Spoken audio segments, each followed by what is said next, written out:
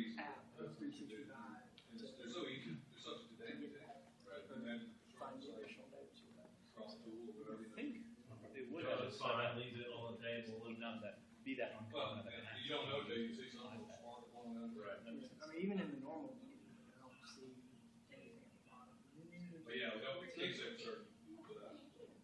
But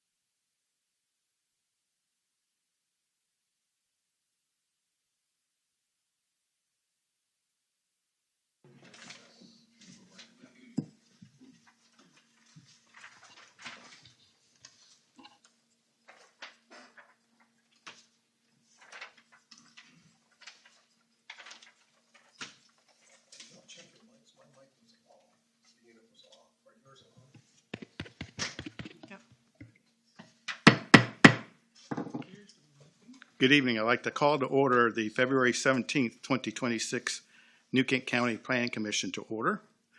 If I could have a moment of silence and pledge of allegiance, if you would, please stand if you're able.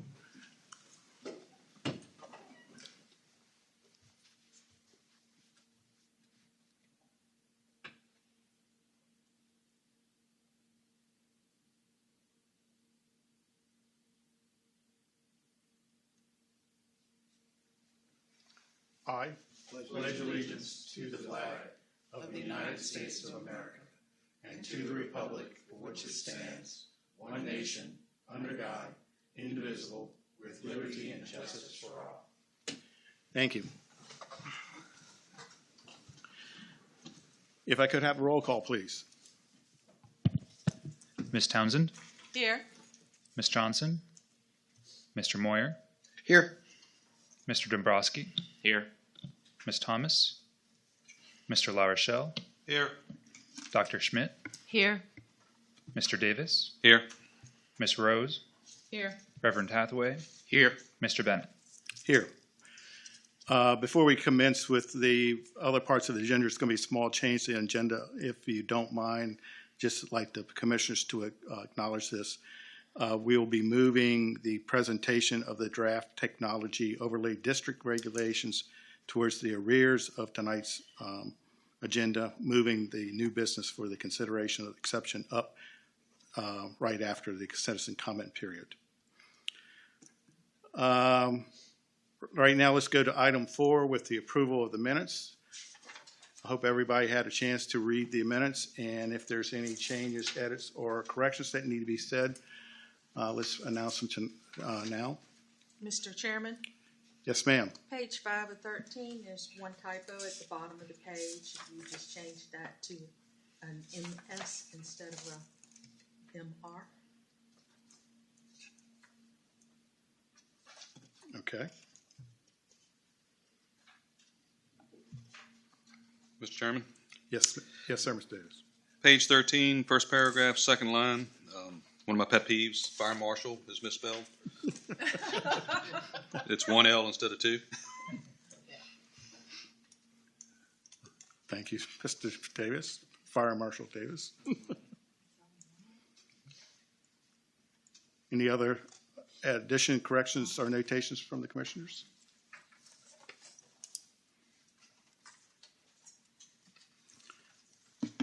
Do I have a motion? Mr. Chairman, I'll make a motion that we accept the minutes as presented as long as we make the changes in the corrections that need to be taken care of. Thank you, Ms. Townsend. Motion is to accept the minutes with the notated changes and corrections. Roll call, please. Ms. Townsend, Aye. Mr. Moyer, Aye. Mr. Dombrowski, Aye. Ms. Thomas, Aye. Mr. La Rochelle, Aye. Dr. Schmidt, Aye. Mr. Davis, Aye. Ms. Rose, Aye. Reverend Hathaway, Aye. Mr. Bennett. Aye. Right before we go into citizen comment period, I'd like to just make a brief statement here. This is New Kent County County Planning Commission. This is a citizen group, each of us volunteering to be a member. Our current membership includes professional firefighters, realtors, medical professionals, clergy, entrepreneurs, engineers, and property owners. The membership of this planning commission are not generally professional planners. As a group, we act in advisory capacity to the New Kent County Board of Supervisors. We are charged with guiding land use and the future development within the county in accordance with the currently adopted comprehensive plan. We as commissioners try to ensure organized development in the lands of the community while honoring the vision of the county. That is our agenda and our goal. We are information seekers. We ask questions, make observations, consult with staff, and maybe occasionally consult among our rank. We try to make the best judgments from the information acquired. Our decisions are based upon our research and understanding. But this group of commissioners are only advice giving to the board, as we are not given any authority to adopt nor enforce the current land use ordinance of New Kent County. Our referrals to the board are only recommendations. With that, let's go to the citizen comment period. If you would check the people who may be listed. Comments are listed to those on planning-related issues that are not scheduled for public hearing tonight. And if you haven't, and there has not been anybody sign up, so we'll move right along to item number 8, which will be 6 now, which is the consideration of an exception request. Mr. Silva, I believe. Good evening, members of the commission. Again, for the record, my name is Test. My name is Patrick Silva, Principal Planner with New Kent County's planning team. Again, here this evening to provide an overview of an exception request submitted in relation to the additional requirements of the Commerce Corridor Overlay District by Josh McDonald of Kimley Horn relating to the proposed development of tax map parcel 37-1. So specifically, the exception request before you this evening is a request for relief from section 98-1069, specifically subsection A4, which prohibits bay doors from facing public rights-of-ways on development located within the boundaries of the Commerce Corridor Overlay District. So again, that's the specific requirement that's being asked for relief from, and the sort of reason for that we'll get a little bit more into here in a moment. Is again, the site is proposed to be developed with 2 sort of warehousing, distribution, logistics style buildings that would be proposed to have bay doors facing Route 30, New Kent Highway. So that's the subject site in question here. There, again, you have Route 33 running here, located just adjacent to the intersection of 33 New Kent Highway, with the jail just down here, down New Kent Highway. Now, this is a concept plan for the site that shows in a little bit more detail how the applicant is proposing to develop the site. So again, the development is really proposed to kind of just take place in this portion of the site here, kind of closest to the intersection of 33 and New Kent Highway. And again, the proposal is to develop 2 buildings. One is just around 250,000 square feet in size, the other being just around 530,000 square feet in size. And as you can see on the building faces for each building here, there's a kind of blue line that runs along the lawn side. That indicates where on the building bay doors would be located. So as you can see, and again, the purple line here is the boundaries of the Commerce Corridor Overlay District, which extend 500 feet outward from both New Kent Highway and Route 33. So as you can see, a portion of that sort of blue marked area is located within the bounds of the district, and therefore, to be granted relief from this requirement, the applicant has made the exception request before you this evening. So I do want to kind of first, before getting into our analysis of the request, want to give you a little bit of a sense of the existing conditions at the site there. So I have 2 images that you'll see. The first is kind of taken from the northwestern entrance closest to the intersection of Route 33 and New Kent Highway, facing southeast.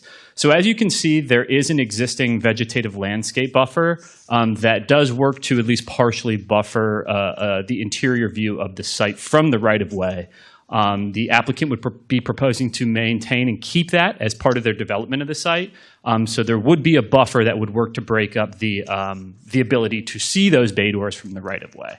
And here's another image taken from the southeastern proposed entrance from Google Maps that kind of shows that buffer does run the full length of the site's frontage on New Kent Highway. So now, to speak a little bit to staff's consideration of the request, it was found that the requested exception would comply with the findings necessary as articulated in our code that are needed to be found to be true in order to grant an exception. So in staff's analysis of the request, it was observed that first and foremost, the site, or the request rather, is reasonably necessary due to the significant physical constraints of the site. So when I say that, I mean both with respect to the presence of RPA. So as you can see in this site image, these hatched areas represent wetlands RPA. There's quite a significant presence of those on the site that does constrain quite a bit the applicant's ability to kind of reconfigure the buildings in such a way where they would not face New Kent Highway. And that in combination with kind of severe typology in some portions of the site kind of all contribute to make that a reality where they don't have a lot of options to kind of orient things away from rights of way.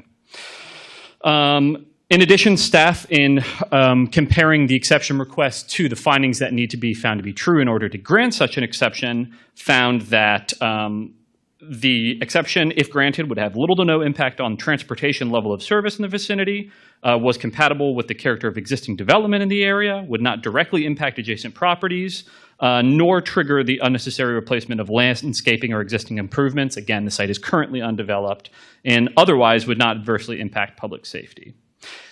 Finally, to mitigate any visual impacts which may stem from the bay doors facing the right-of-way, even with that landscape buffer along New Kent Highway, the applicant has also proposed to maintain, in addition to that buffer, or rather to plant additional evergreen landscaping within the site interior intended to further screen those bay doors from view from that right-of-way. So it would not just be that existing buffer that you see there, that would be supplemented at the site plan stage with additional plantings that would work to kind of shield those bay doors from view. So with all of that in mind, in comparing the sort of justification made by the applicant for their exception request with the findings of staff and the requirements of our county code that need to be met in order to grant such an exception, staff does feel comfortable recommending approval of this exception request. But with that being said, I am happy to answer any lingering questions you all might have as commissioners. I did also want to take a moment to highlight that Mr. Josh McDonald from Kimley Horn is in attendance on behalf of the applicant this evening in case anybody has questions for him about the proposal in a kind of more broad sense. So I will conclude my presentation there and open the floor to any questions. Mr. Chairman? Yes, ma'am. As you know, that I've been very concerned about the buffers. Did they specify what type of buffer? Because I believe that if we're going to have the opportunity to buffer, we need to specify that it needs to be a dense buffer. So it needs to be an item that's going to consume a certain height and a certain width. Yeah, so as part of the justification that was submitted by the applicant, they did not specifically offer a sort of planting schedule with respect to density per linear feet or anything like that. I will say the site plan process in and of itself would not require that buffer be maintained along the right-of-way. So that is already kind of above and beyond our requirements. But, you know, with respect to the site plan buffers, those typically require landscape buffers between parcels of dissimilar zoning regulations, but not always required to be provided along the right-of-way. That being said, the commission would, of course, have the ability, if they felt more comfortable kind of approving with the condition that a certain landscaping density or sort of visual buffer requirement be met. That is something that's in the purview of the condition, but that's not something that staff had expressly discussed with the applicant at this point.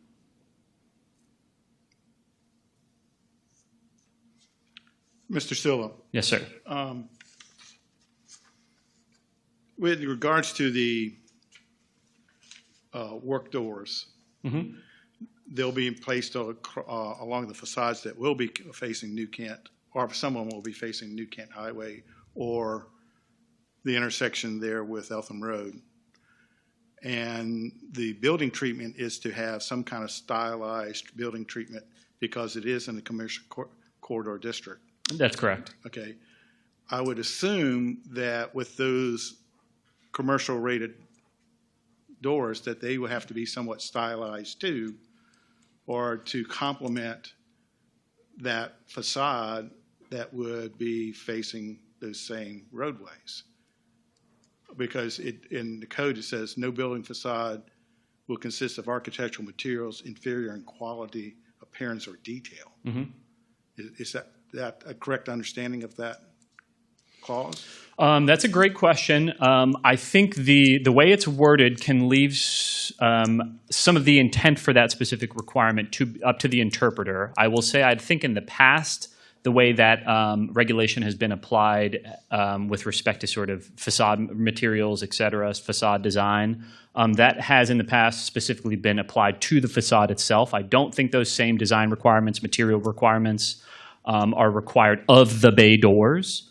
But again, you know, in the spirit of the Commerce Corridor Overlay District being to kind of provide an aesthetically pleasing uniform design, again, you know, should the commission feel that that was an appropriate mitigation of allowing the exception to require a certain design or treatment of the bay doors be provided, that's something that could be added as a condition of approval as well. Again, I will say that's not something that staff had added as part of the resolution for approval to this item, but again, that could be added by the commission. We were faced with similar type issue with the fire station there in Bottoms Bridge, with their doors facing Route 60. And although they are bay doors, they are somewhat stylized as for the use of the fire department, and they're highlighted with the red trim. I would think it would be the best interest to uphold the commercial corridor district if those doors were somewhat stylized, even if they were patent details on the doors to help make them blend in with the rest of the facade that's supposed to be representative of the commercial corridor district. Understood. So I would suggest that be a added condition or a reinforced condition. Mr. Chairman, does this site actually have a setback on the road to the development? Yes, it would be subject to all the normal economic opportunity zone setbacks. And what are the setbacks on the highway? To be honest with you, I might need a sec to kind of pull those up from our code. I am not immediately remembering the front, rear, and sides for that specific zone, but I could get you a concrete answer here in short order.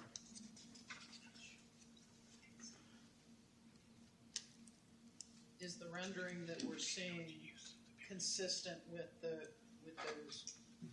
Yes, the proposal as presented here, the applicant did have a development review committee meeting with the county and kind of worked to vet their sort of concept design with us, and we ensured that it did meet all of those requirements. Thank you, sir.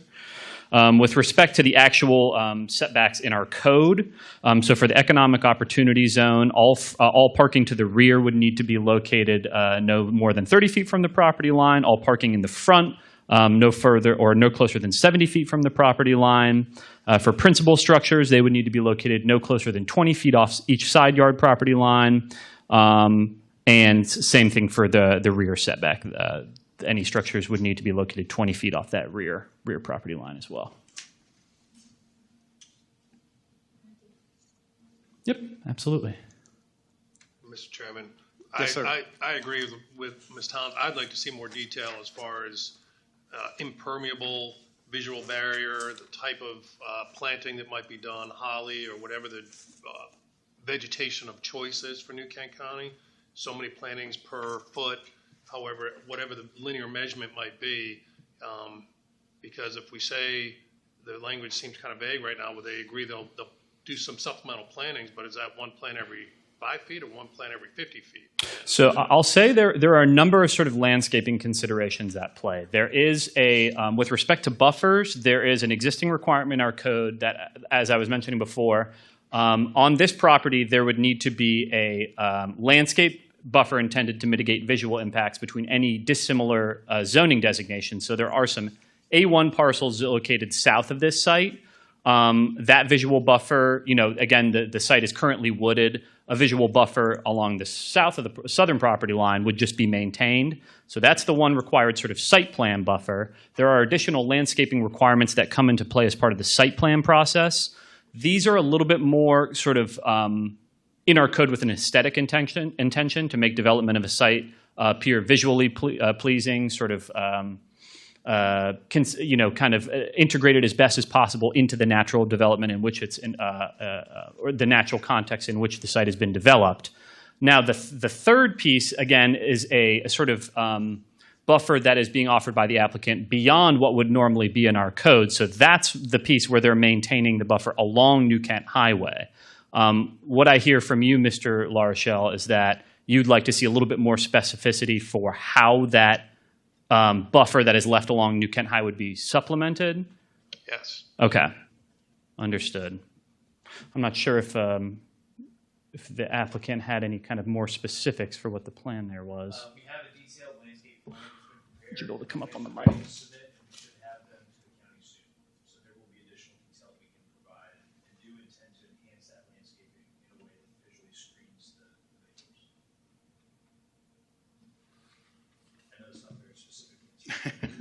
Well, thank you. Thank you. Mr. Chairman, Yes, sir. is there identified use for the building? So they would be sort of warehousing, logistics, distribution style buildings, which would be permitted by right in the underlying zoning district.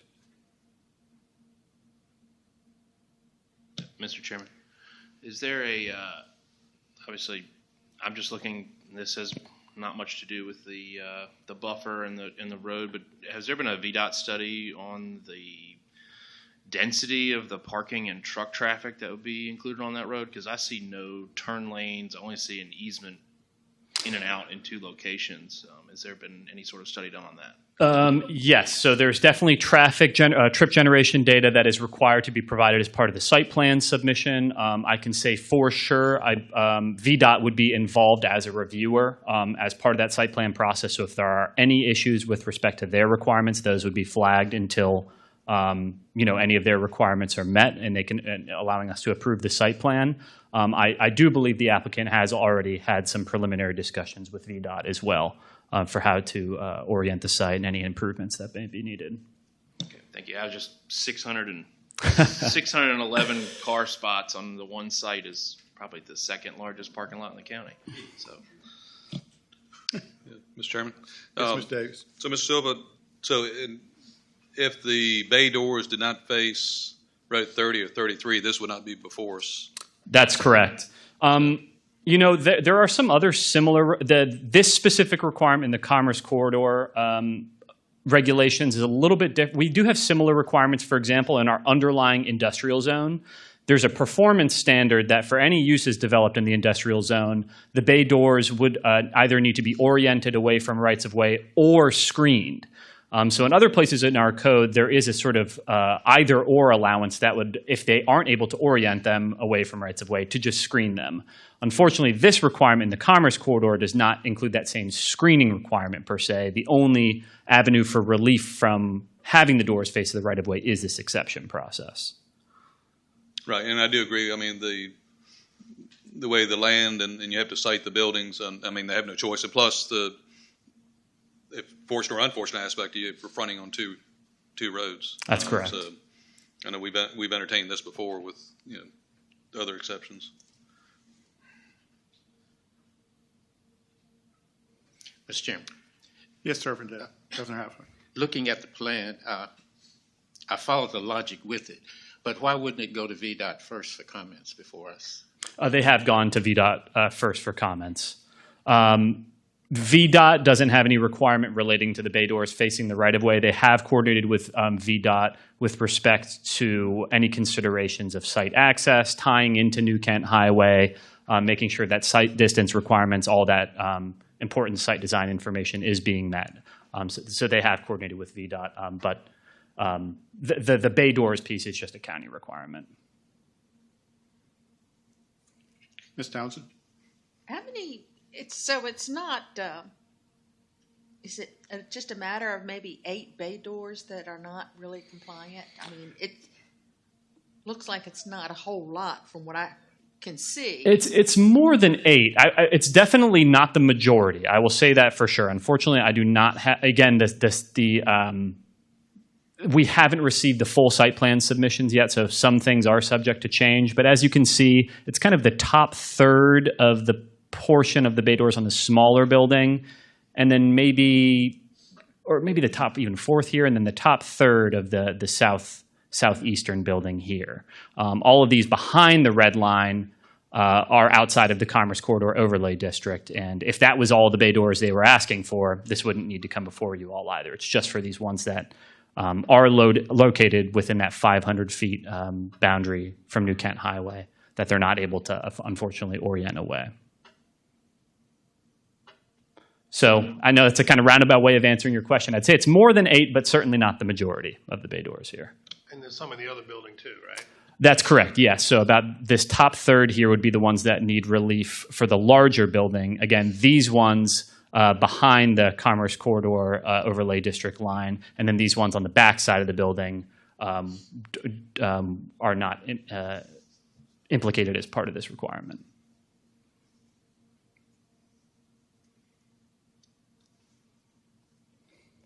Any additional questions from the commissioners?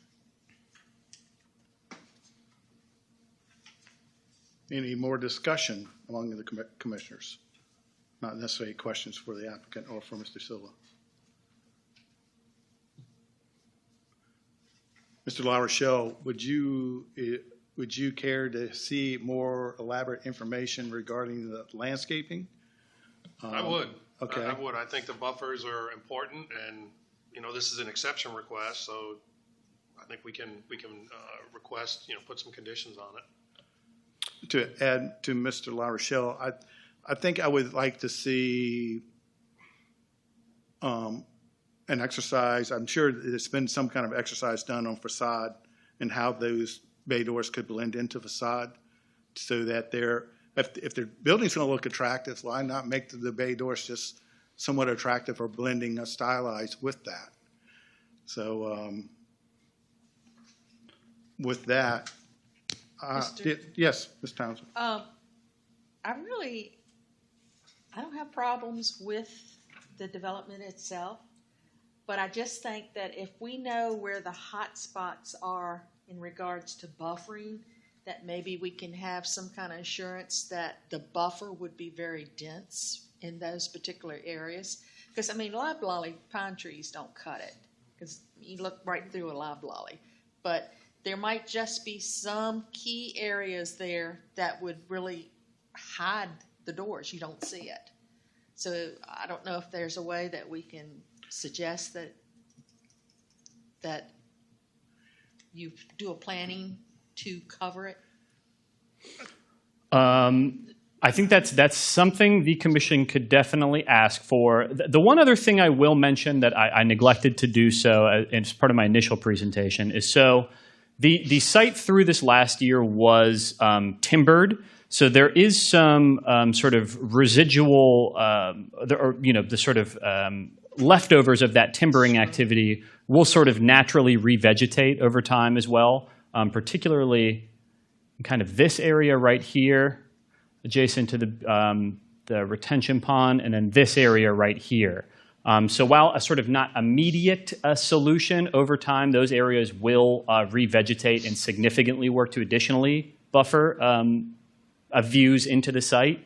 But again, if the commission were to feel more comfortable with a sort of recommending approval if there were to be a sort of specific planting density that were attached to the exception approval. See, were they American hollies, or do you know what kind of vegetation that was coming up? I don't off the top of my head, admittedly. Okay. I would have no problems with American hollies because they do get dense. However, at a point of 20 years or so, they do have a tendency to create a trunk. And then again, you're back to looking through. So that's why I just said if we just looked at the hot spots, maybe a few shrubs that we know will keep a low bottom towards the ground, and then it top off at 15 feet, would probably be sufficient from the road view. Mr. Silva, you had mentioned the either or,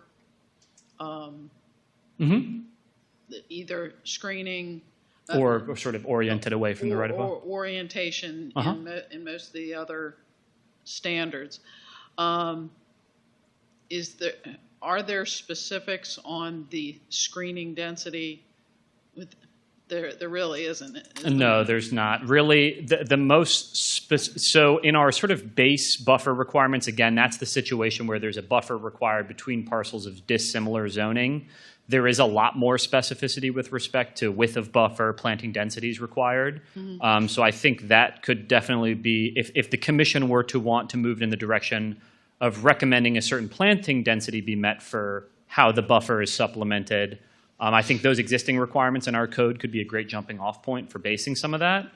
But unfortunately, the situation that you're talking about, the sort of either or, landscape buffer or orienting things away as an underlying performance standard, there's not a specific density attached to that requirement in our code. I think I agree with Ms. Townsend that I'd be comfortable with specifying some type of density and some type of standard other than, going into great detail on architectural standards. If it's just properly screened, you don't have to worry about it. Mr. Chairman, Yes, sir. Mr. Norwood. as I look at this, I see a good number of the bay doors will be seen from the road because of the entrance. Okay, there's going to be no buffering, in that. But if there are retention ponds, that means we're taking ground we're taking dirt out of the ground. They can be piled up. Okay, if you pile it up to make a berm that's 10, 15 feet high, you're never going to see through it. You can grow any kind of vegetation on top of that. That could be a simple answer. I know it doesn't have to be great topsoil. It can be just junk topsoil, and it'll shield us from seeing these. And, just an idea. Mr. Chair, Yes, Ms. Thompson. this Councilman. gentleman over here said that yes. he was going to do a plan of what they were going to do. Can't we ask that we look at the plan and then make any suggestions to his plan that he does give to you? So I think believe Mr. McDonald was getting at is, so they're preparing to submit their formal site plan, which will be the fully engineered set of plans, and there is a landscape plan that's provided with that, and that would include additional details with respect to the proposed methodology of supplementing the existing buffer there. So I think that would give us a little bit more information. And then can we look at that as a planning commission? Oh, absolutely. It's a publicly available document. Absolutely. Well, I think they need to add some more of this and some more of that, or to take a look at to see if it would be sufficient for us. Reverend Hathaway, please. Mr. Chairman, is there a way, given that you know what we're looking for in this, is there a way that we can move this on rather than have everything stop and wait and come back again? Well, that's an excellent question. I was just about to pose the same one to the commission, for staff clarity, whether the intention was to kind of request this additional information be provided prior to the applicant being considered by the board, or did they want to defer the item for consideration until such time that additional information is provided? Yes, sir. Just one vote. I'm not sure I see a reason to defer it.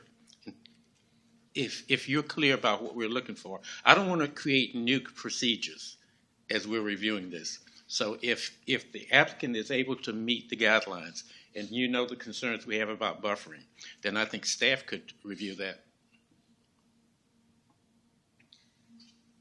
And I would agree with you. I would be very comfortable seeing how what we're looking at right now. I'd be very comfortable knowing that it was within your hands and that the applicant also knows as to what we were addressing. Your faith is much appreciated. Which poses the question, is there anything that we've said so far that is outside where you would think you or Mr. Aragi can make a judgment call? No, I don't think so. I think the concerns expressed by the commission are quite well placed and clear. Okay, thank you. Is there a motion? I will entertain a motion. Mr. Chairman, I'll make the motion. Yes, Reverend Hathaway. In order to address, protect, and promote public convenience, necessity, general welfare, and good zoning practices in the county, I move to adopt resolution number PC 03-26 to forward the exception request by Josh McDonald to the New Kent County Board of Supervisors with a favorable recommendation. Thank you. The motion is to accept or to approve the exception request. Roll call, please. Ms. Townsend, Aye. Mr. Moyer, Abstain. Mr. Dombrowski, Aye. Ms. Thomas, Aye. Mr. La Rochelle, Aye. Dr. Schmidt, Aye. Mr. Davis, Aye. Ms. Rose, Aye. Reverend Hathaway, Aye. Mr. Bennett. Aye. Thank you. Let's see, getting back on our agenda. Next item is presentation for the draft technology overlay district regulations. Mr. Aggie.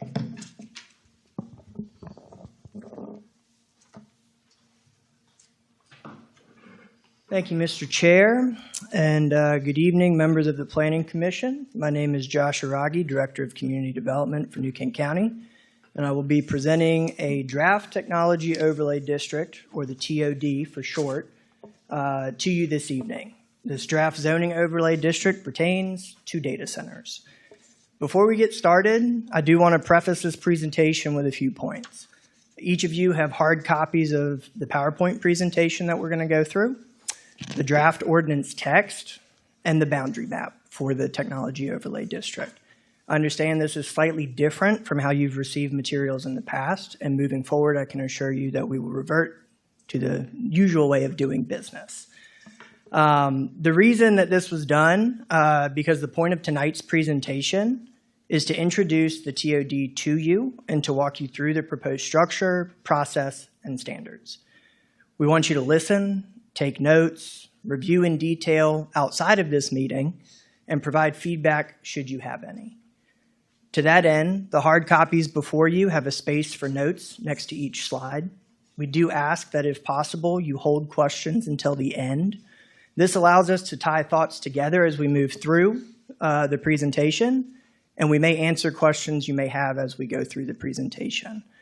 If it is a point of clarification on a slide, by all means, please catch my attention, and I'll be happy to stop and clarify on that slide. Lastly, I'm not before you tonight pretending to have all the answers. We'll do our best to answer questions pertaining to the TOD or its structure tonight. However, more specific or general information-related questions may require additional research. Patrick will be taking notes of what is asked, but we also encourage you to send us your questions and feedback after you've had a chance to review what is before you in more detail. Our contact information is on the ending slide. This goes for both planning commissioners and citizens that may be watching. Our intent is to keep a running tally of the feedback that's received, questions that are asked. So as we move into public hearings later in this process, we can provide a feedback matrix of feedback that was received and county responses. So this allows us to compile everything in one place and keep track of that. With that said, we'll get started. So what is the Technology Overlay District? Let's see, is this going to work? Nope. All right, so kind of general background. Data center development is proposed or occurring in adjacent localities. And we have not had an application or request yet, which is great for us. It puts us in the position that we're in now, which is to take a proactive approach to set standards and expectations specific to New Kent and what New Kent wants to see. We get to define the area that we want them. We get to define the standards. We get to mitigate concerns up front, and we're not caught off guard when we get an application. I think it's reasonable to assume that at some point we may have one. We have available land. We're close to these other localities that have proposals. We have utility infrastructure. This is aimed, again, as a proactive approach to identify the locations and standards specific to New Kent. This is more or less a strategic look at our available economic development land in an existing industrial quarter, and I'll get there. But it's a strategic use of this property. Industry advantages related to data centers. Obviously, it will diversify the county's commercial tax base. That's important as we look at our comp plan, the burden that our residents currently carry. It creates higher paying jobs that can actually afford to live in New Kent. We have smaller long-term traffic impacts associated with data centers. During construction, there is traffic. We're not going to deny that. But long-term, this isn't a logistics facility. This isn't a shopping center. So the long-term impacts are less. They also create the ability to support additional industry sectors. Obviously, construction is a major one, but also component manufacturing and assembly. So to give you a little background and history on this, this all started back in April of 2025. The Board of Supervisors authorized a contract with a consultant to conduct a site suitability study where they looked at all of the parcels in the county and ranked them based on specific criteria for their suitability for data center development. Fast forward through July, August, September, we had some internal meetings to address concerns, thoughts, and review the maps that we received from the consultants. Through really the fall and the end of 2025, we were doing a lot of research and investigation on standards. There's other localities that are pursuing these overlay districts. There's some localities that didn't have overlay districts, yet have data centers and are now going back to try and create standards and set standards. In January 2026, the draft was distributed internally to reviewing agencies for initial feedback. And this is our first push of information out to you guys and the public. We did conduct a couple site visits in January to both Louisa and Culpeper. Louisa is one that has a technology overlay district. To really put boots on the ground and understand, one, what does one look like under construction? And two, to understand one that's in operation. I didn't want to stand up here tonight and present this without seeing those.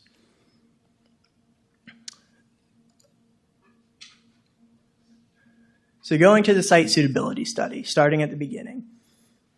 The purpose of that study was to categorize New Kent County parcels to understand the location of suitable data center sites, and we would then use those results to guide the development of the technology overlay district and determine where those boundaries may exist or may not exist. The criteria that was used, usable acreage. So usable acreage was kind of defined as no RPAs, resource protection areas. They used NWI wetland maps, which are approximate, and FEMA floodplain maps. We looked at existing zoning and the proximity to utilities, primarily water and electric transmission. What that resulted in was 11 sites that were ranked ideal, 42 that were ranked high, and then any number of mid, low, and unranked.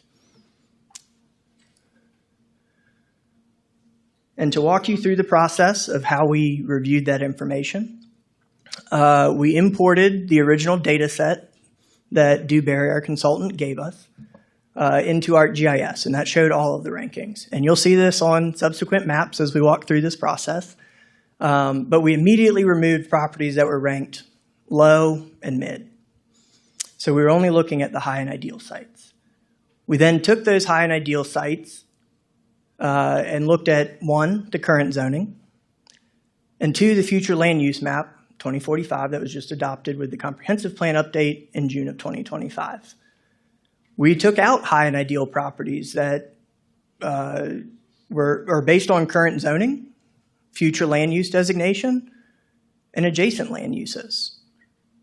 We looked for, in creating the district boundaries, or proposing the district boundaries, we looked for the highest density of suitable sites.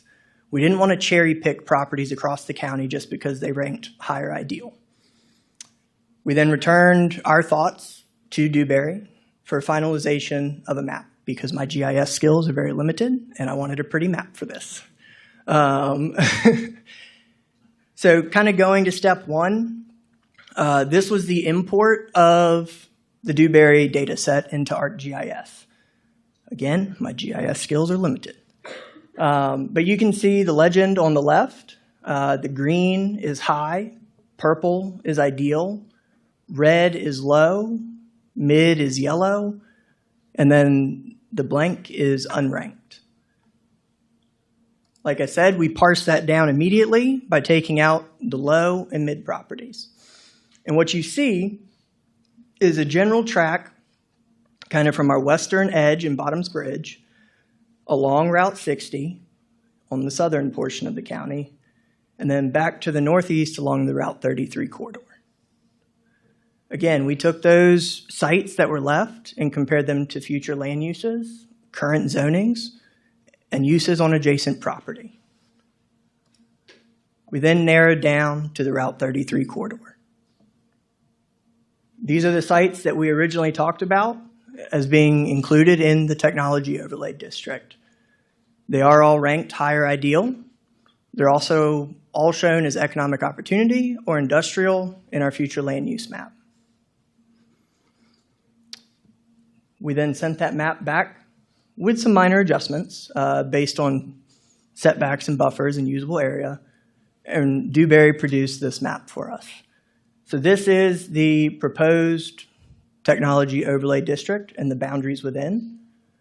It is all primarily on the Route 33 corridor, with the exception of the corner of 33 and Route 30, which you actually just heard an exception request on.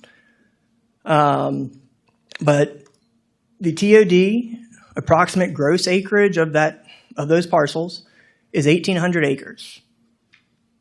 And that includes the RPAs, the wetlands, the floodplains, things that would be deemed unusable when it comes to development.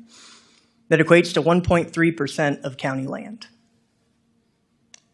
Now, if you back out those unusable areas, you get an approximate net acreage of 1,260 acres, or 0.9% of county land. And it is important to note that that number, that acreage, does not include the setbacks and buffers that I'm going to tell you about in a minute.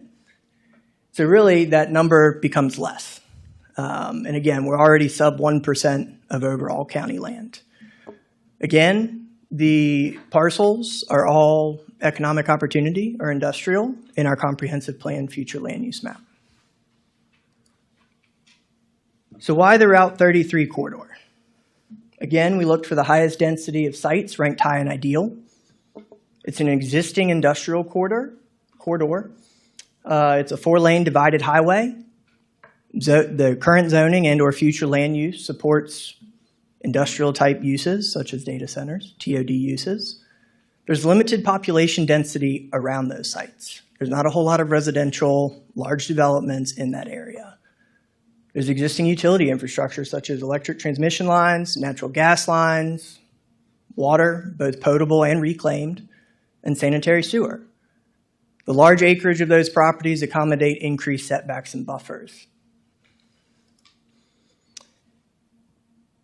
Now, along with the technology overlay district, there will have to be some supporting zoning amendments.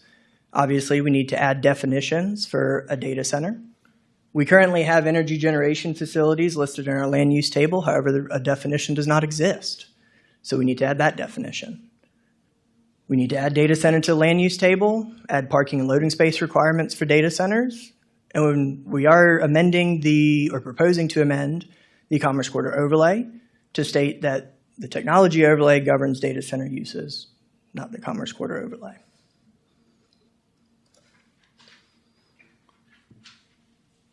So the relationship to other zoning ordinances and the establishment of the technology overlay district.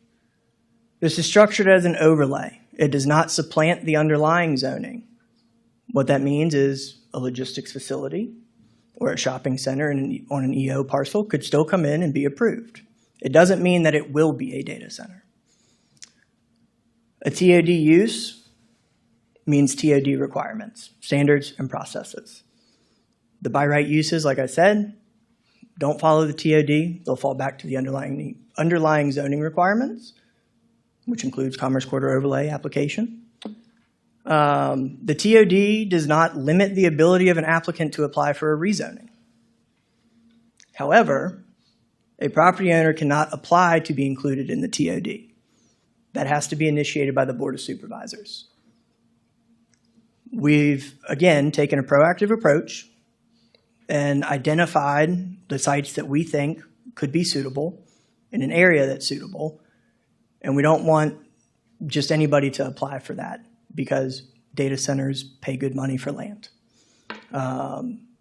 We are trying to keep that at the board level.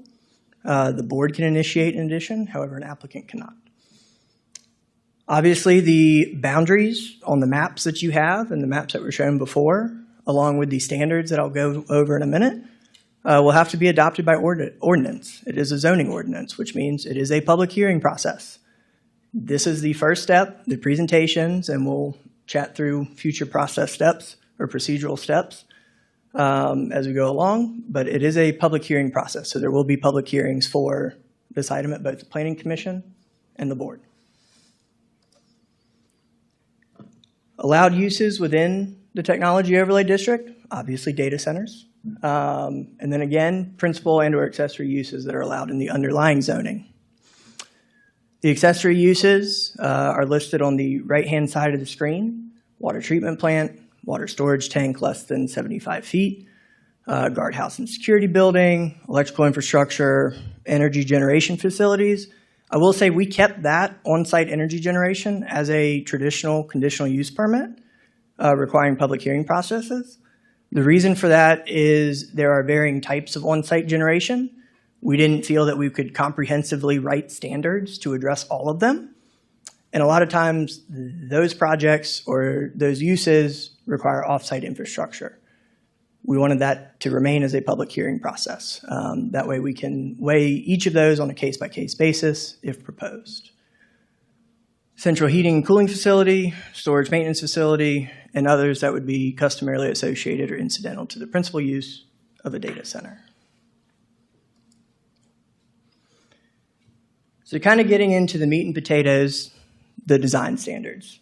And again, we tried to address the common concerns relating to data centers. So visual impacts, noise, water usage, siting, architectural standards, things of that nature.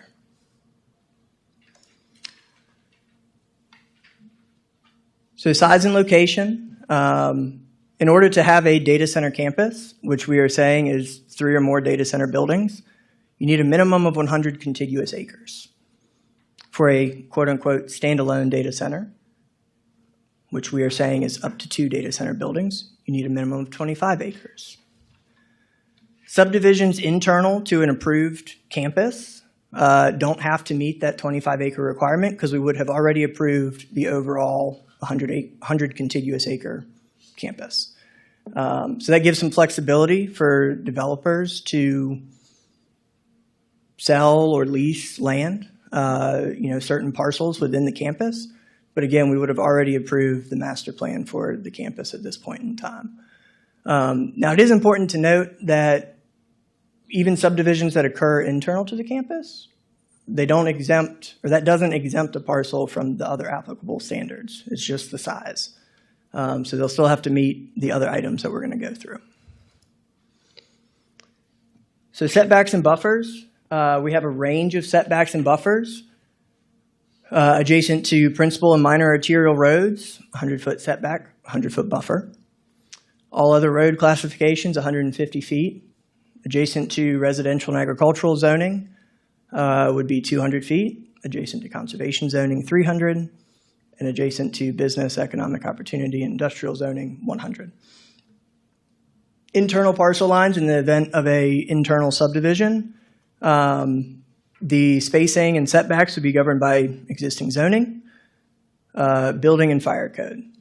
The buffers would apply to the exterior property lines and at the intersections of interior and exterior property lines. These are screening buffers that we're after. These are to hide the use, more or less.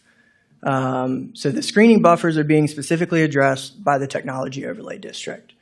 The aesthetic landscaping, such as building perimeter, parking lot plantings, that would still follow the existing zoning code.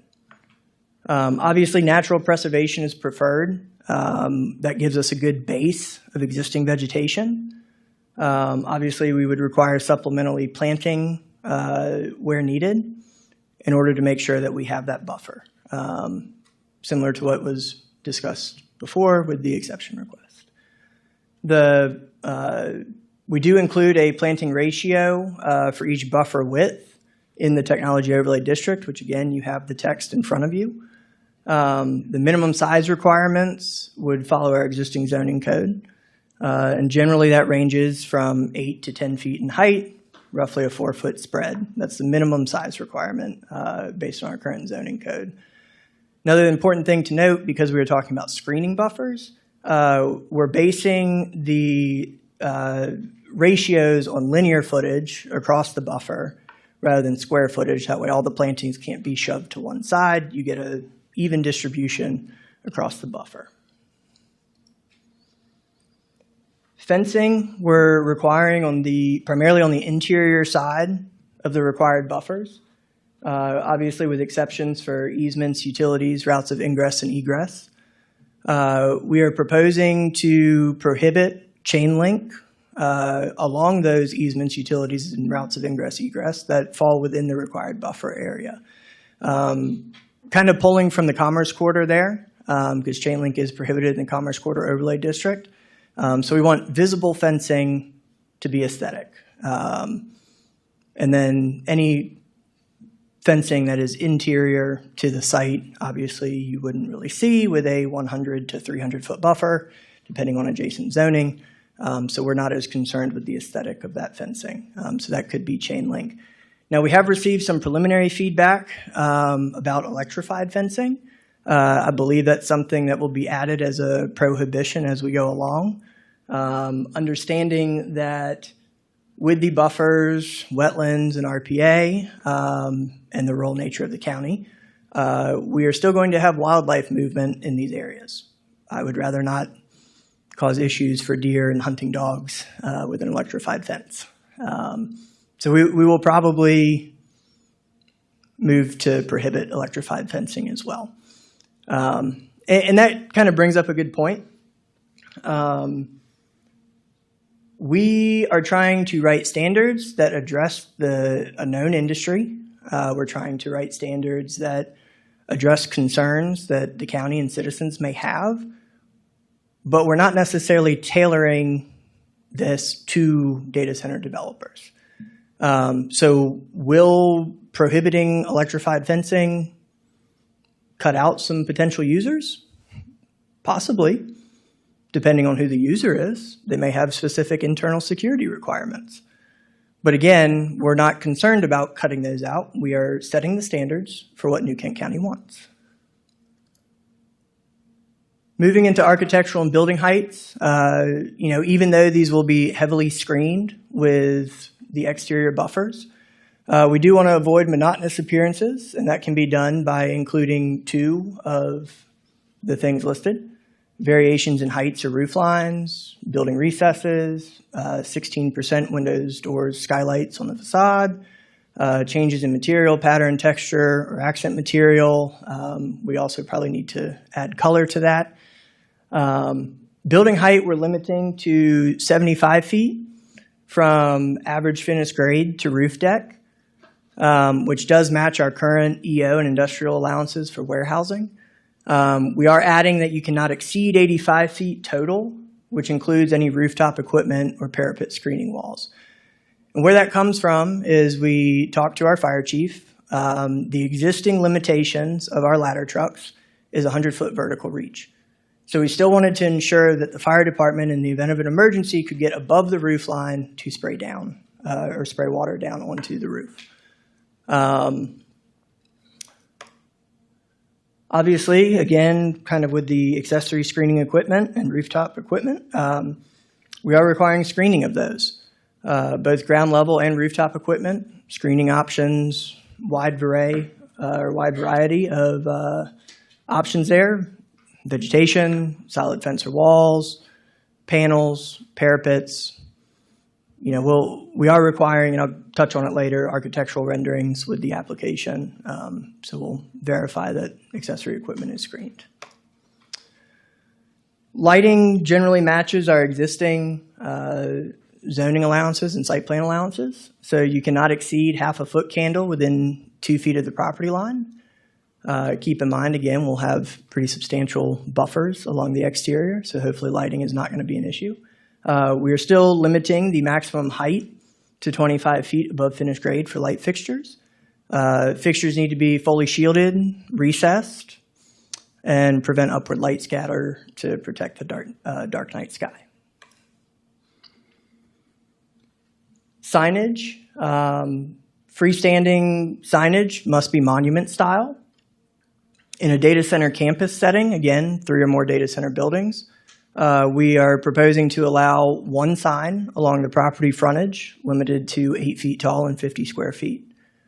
Interior to the campus, we would allow one per building, one sign per building with the same size limitations, with the thought being that what we see from the roadway is going to be the one sign at the property frontage. What occurs interior to the campus, you're going to have to be on the property, presumably through the guardhouse and security to see those other signs. In the case of a standalone data center, again, 2 data center buildings, 1 sign along the property frontage, maximum 8 feet tall, 50 square feet in area. Facade signs would still be governed by the existing zoning code. Getting to noise. We are requiring a noise impact assessment at varying stages of the development. So with the application is the first one, and the intent is to evaluate pre-construction or existing conditions and the anticipated operational noise levels. It's important to note that the operational noise levels include generator maintenance readiness and testing. However, it does not necessarily include full-on emergency operations. They also have to submit a noise impact assessment within 3 months of beginning operations at each building. We understand that what is said at the outset before anything is built may change as the site is developed. So we want to ensure that as they move through the development and bring buildings online, that they are still in compliance with our noise, the noise component of our technology overlay district. And again, we would require a noise impact assessment when alterations, modifications are made to operations or equipment at the facility. We are proposing to limit the noise levels to 65 decibels between 7 and 8, quote unquote, the daytime hours. 60 decibels between 8 p.m. and 7 a.m. And I do want to pause here for a second because those noise levels are actually lower than what is in our existing noise ordinance. We are providing some exceptions for pre-construction noise that's greater than those limits. So keep in mind, this is proposed on 33, an existing industrial quarter, so you have truck traffic and cars going by. So the expectation is not that you would reduce noise to our stated levels along that property frontage if it already exceeds, because even if you mitigated to the best of your abilities, you can't control traffic noise. So we did want to provide that allowance as well. The stated noise limits does not include construction noise or generators running during an emergency. Again, it does include operations for maintenance readiness testing. We are proposing to limit generator testing between 9 a.m. and 5 p.m. Monday to Friday, so during the work week, during the business hours. And the reason that we left it that general, as you'll see in that last bullet point, we're leaving the duration and frequency of testing to be addressed through the state's air permitting. Virginia DEQ generally handles the air permitting for these generators. They typically will require the submission of specifications for the models that are being used, the engine specifications and things like that. Based on the air quality permits that we've reviewed, typically there is a annual hour limit for overall runtime for these generators. What we've also seen is an emissions limit, which you can also back into an hour limit based on engine specifications and certain pollutants per hour emitted from the engine. Generally, those carry steep fines if they are exceeded in any annual period. But going back to generator testing and why we left that kind of broad 9 a.m. to 5 p.m. Monday to Friday is because depending on the engine manufacturer, you may have different requirements. And again, it would be impossible to write comprehensive standards for each engine manufacturer, diesel manufacturer, or generator manufacturer. Moving to cooling and water usage, I know one of the main or major topics that comes up is water usage, especially with evaporative cooling systems, sometimes millions of gallons of water a day. The way that we are proposing to mitigate that with these standards is, one, either require a closed-loop system, which essentially is a sealed self-contained circuit that continuously recirculates cooling fluid.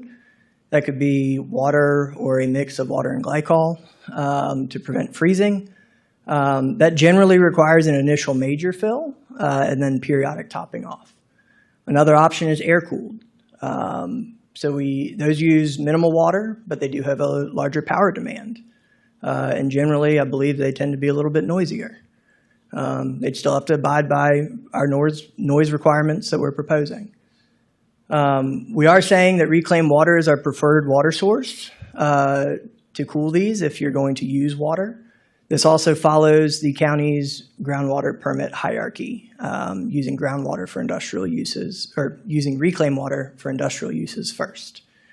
In speaking with our Department of Public Utilities, we would certainly require a water use analysis detailing maximum annual, daily, and peak hour demands. This obviously helps them plan for future supply and what we can and cannot support.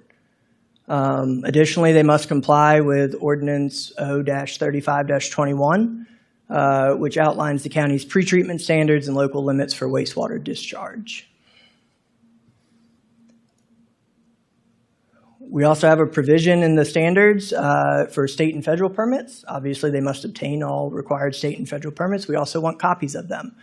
We understand that as these things move through the process, at the point that we may see them with a application, they may not have all the details on generators and things of that nature. So we want to ensure that as they submit that information to the state to get those permits, that we have a copy for our records as well, so that way we understand what the limits are in the various arenas.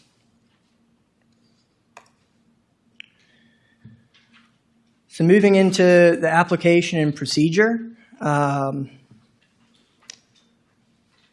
a little bit of general information. We are proposing that within the Technology Overlay District boundaries, data centers would be handled with an administrative conditional use permit. And what that means, I'm going to pause here. What that means is that the overlay district that's being proposed and will eventually go to public hearing would be the opportunity for input. If approved with this structure, project-specific applications would not go to public hearing. Again, that's if it's within the Technology Overlay District boundaries that you see on the map, provided the overlay district standards are met, and if they're agreeable to the standards and any discretionary conditions that may be applied. Now, why? This is a slightly streamlined process. Again, we want to proactively point data centers to an area of the county that we believe could support it. And it entices data centers to locate within those boundaries. It also accounts for the inherent differences across the properties. While they all may be on the Route 33 corridor, they are different in topography, existing vegetation, things of that nature. The projects themselves may have varying needs or requests that may need to be mitigated above and beyond what the standards say. So we wanted to preserve our ability to additionally condition or discretionarily condition these applications. And again, like I said, it preserves our ability to do that.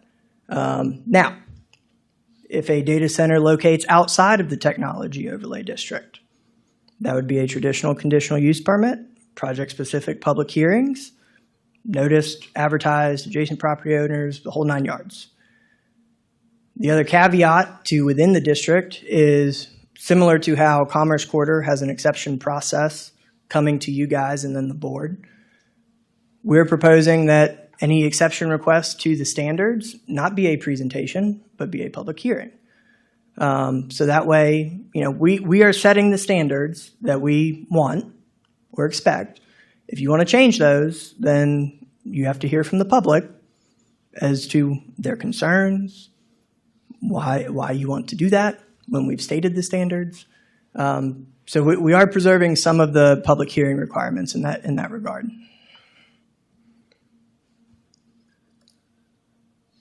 So the way that we've set up the procedure, first step would be a development review committee meetings. These are meetings that staff has internally with all relevant reviewing agencies, often considered a pre-application meeting. It would give us the ability to look at conceptual plans, schematic plans, things of that nature, give us the ability to provide early feedback from all the reviewers, on that plan. Once you complete that step, you could then move forward into the submission of applications and site plans. I have linked in this the draft text, the map, and this PowerPoint will be on the Planning Division's webpage on the county website. So that link will be active and if you pull up the presentation. But once we receive formal submissions, that will be uploaded to the Land Development Viewer shortly after receipt and processing. So the public can track with what we've received to date. Going into review and approval, the administrative conditional use permit and the site plan would be reviewed as a package. Both have to be approved. We would not issue one without the other. It also requires an acknowledgement or agreement, signed consent form more or less, agreeing to the standards and any discretionary conditions that we place. So we have, an outlined agreement basically saying they are aware of the conditions and they're agreeing to abide by them. Submittal requirements for the administrative conditional use permit application will require a master plan, especially for data center campuses. The reason that we're highlighting the data center campuses there is with a standalone data center, generally we would just see that as part of the site plan layout. We would also require the architectural elevation package to look at facade, screening, parapet walls, signage, things like that.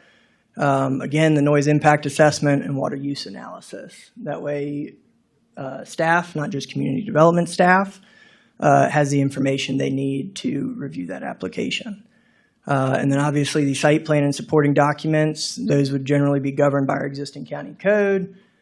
Site plans generally involve erosion sediment control, stormwater management, maintenance of traffic, landscaping, photometrics, zoning, utilities, you name it. So basically all the supporting civil components. The term of validity, the big goal here is to ensure forward progress.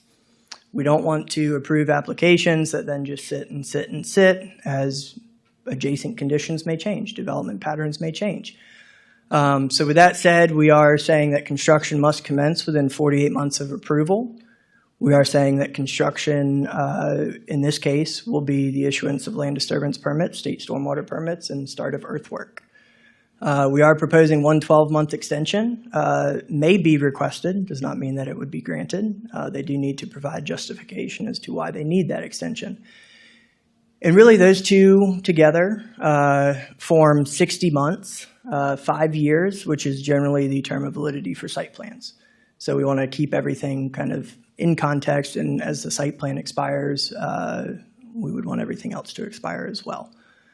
We do preserve the ability to revoke or suspend an administrative conditional use permit based on verified noncompliance that has not been mitigated.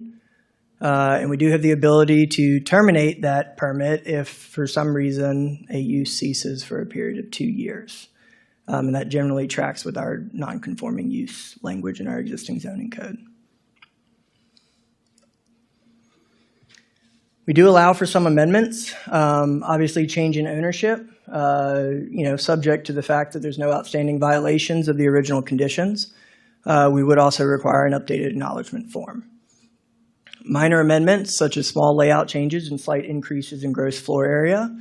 I will pause here as well because we have received some preliminary feedback. The text that you have before you proposes 20% increase in gross floor area. After discussions with those reviewers, they indicated that may be too much, especially when you're talking about a campus. So we do want to allow for a slight increase, whether that's a percentage or just a flat, 10,000 square feet. You'll see at a later date. We're having internal discussions about that. Obviously, they still must comply with the overlay district standards and conditions. We would require updated acknowledgement forms, and again, no outstanding violations that have been unmitigated. Major amendments would essentially be anything beyond that and would necessitate new applications in the full review and approval process. We do offer an appeal pathway, with this being an administrative process or proposed to be an administrative process. An applicant affected by the administrative decision may appeal to the Planning Commission within 30 days of the original decision. What that means is they would file a notice to appeal with our office, and we would notify you guys that we would be scheduling an appeal. That would be a public hearing for the appeal. The Planning Commission may affirm, reverse, or amend the decision. They could also vacate and send it back to staff for further consideration. Going one step further, an applicant affected by a Planning Commission decision could also appeal to the Board of Supervisors. They would have to file that notice within 5 days with the Clerk of the Board, Ms. Watkins, and that would also necessitate a public hearing. And again, the Board may affirm, reverse, or amend. They could also vacate and send the decision back to either the Planning Commission or staff, depending on what level of review they wanted.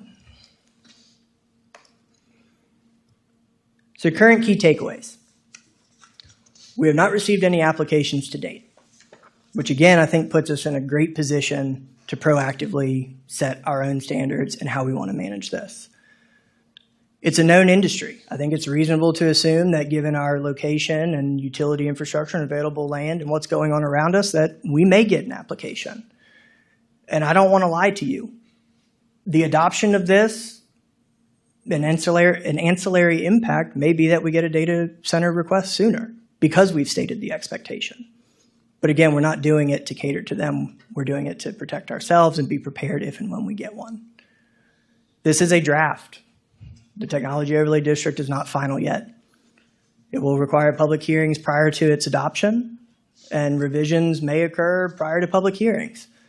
Any revisions that we make, any feedback that we receive, again, we're planning to do a feedback matrix, but we will ensure that any revisions that are made are also noted so you see where the changes were made. Again, if adopted, projects within the Technology Overlay District would not require public hearings once the district was approved. Projects outside of the Technology Overlay District would require public hearings. We do anticipate community meetings occurring in March of 2026. We have not identified a location or a specific date yet. That will obviously be communicated. It will most likely be somewhere in the Eltham Route 33 area because that is where the district is proposed. We would advertise that on county platforms, ensure that the word got out to make sure that the community had an opportunity to ask questions and provide feedback as well. So kind of our tentative future outlook. Obviously, we are here doing this presentation in February of 26. We are also presenting this similar or same presentation to the board at their work session next week to brief them on our status as well. Again, March 2026, community meetings. Depending on the feedback that's received and revisions that need to be made, and any other special meetings or work sessions that may come up to discuss it, we would tentatively plan a Planning Commission public hearing in May or June of 26. Subsequent or following that hearing, we would obviously go to the Board of Supervisors for a public hearing, which is where adoption would potentially occur. And that would be in June and July of 26. With questions or feedback, again, we are trying to keep track of the feedback that we receive. So feedback should generally be directed to the planning@newkent-va.us email address. That allows us to keep a working record of the feedback that's received. Our intent is to compile that into more or less an Excel document with questions and comments and provide responses to those. So you may not receive a response to your specific feedback when you send it, but it will be included with the future feedback matrix. And this is not just for the planning commissioners. This is for the public as well. Again, these documents should be live on our website at this point. And that will include the draft text, the proposed map, and this PowerPoint presentation as well. With that, that will conclude my very quick yet somewhat detailed presentation of where we are with the overlay district. Thank you, Mr. Rogge. Before we pose questions to him, let's take a 5-minute break. That way it'll give you time to form up your questions or maybe stretch your legs for a moment. Take a 5-minute break. Thank you.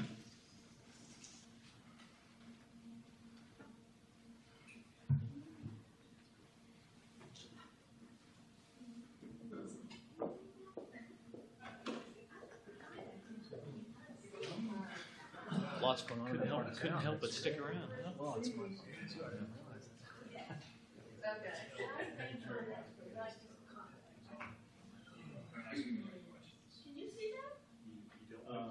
It depends on the distance. Not here.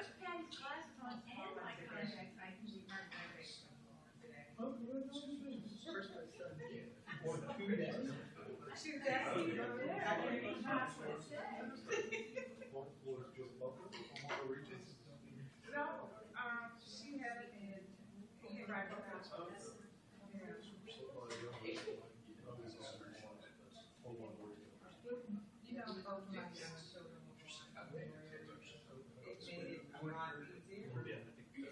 but they wanted it right for that. Charles City. No, Really?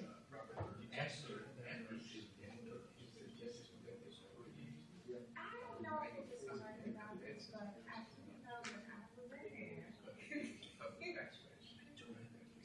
I said,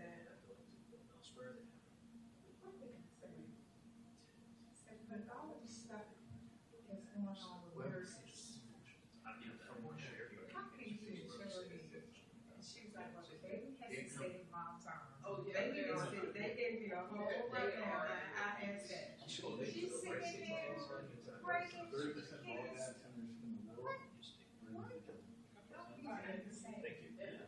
Oh, Tom.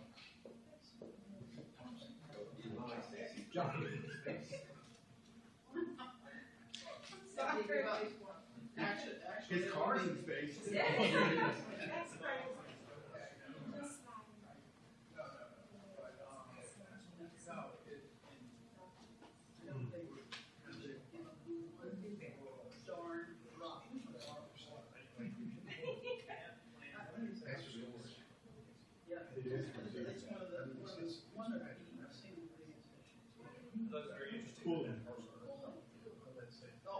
All those shirts, Think of the water and it feels like water. Need to expel the heat. That's why they mentioned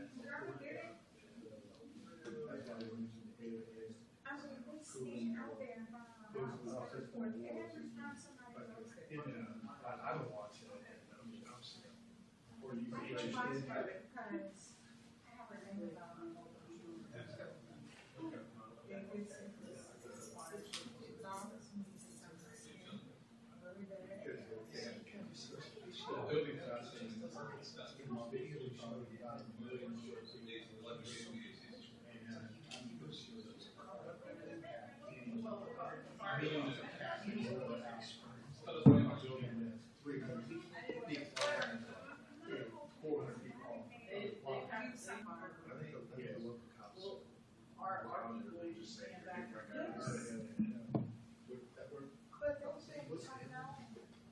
You're gonna find out. It's just unbelievable.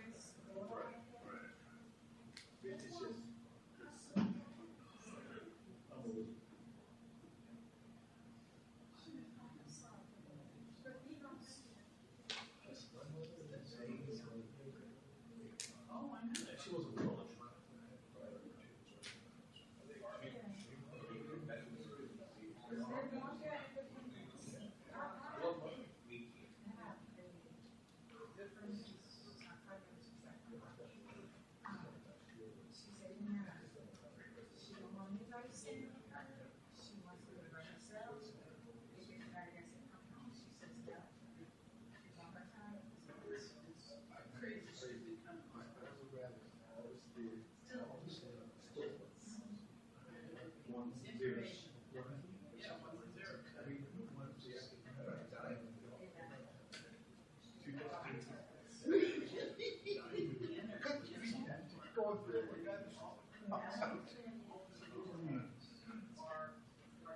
How are you? Good? Good. See how that one. I think you're pretty. So what's your rest of your brand?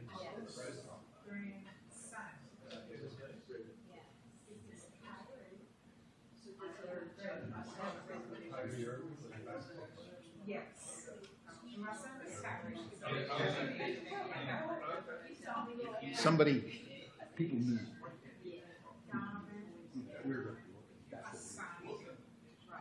What is that? Yeah. So, I know that beforehand. Don't complain after. I was rolling, I said, that's, So I got a, Thursday, 2:00, I got my orientation to Hemphill Drive. Oh. A Zoom call. Okay. And then April 17th or something like that is the first music. Yeah. Good. So I can't make it next week. Is that next week? I'll be there. Yeah, Yeah. Yeah. I'll be there. No.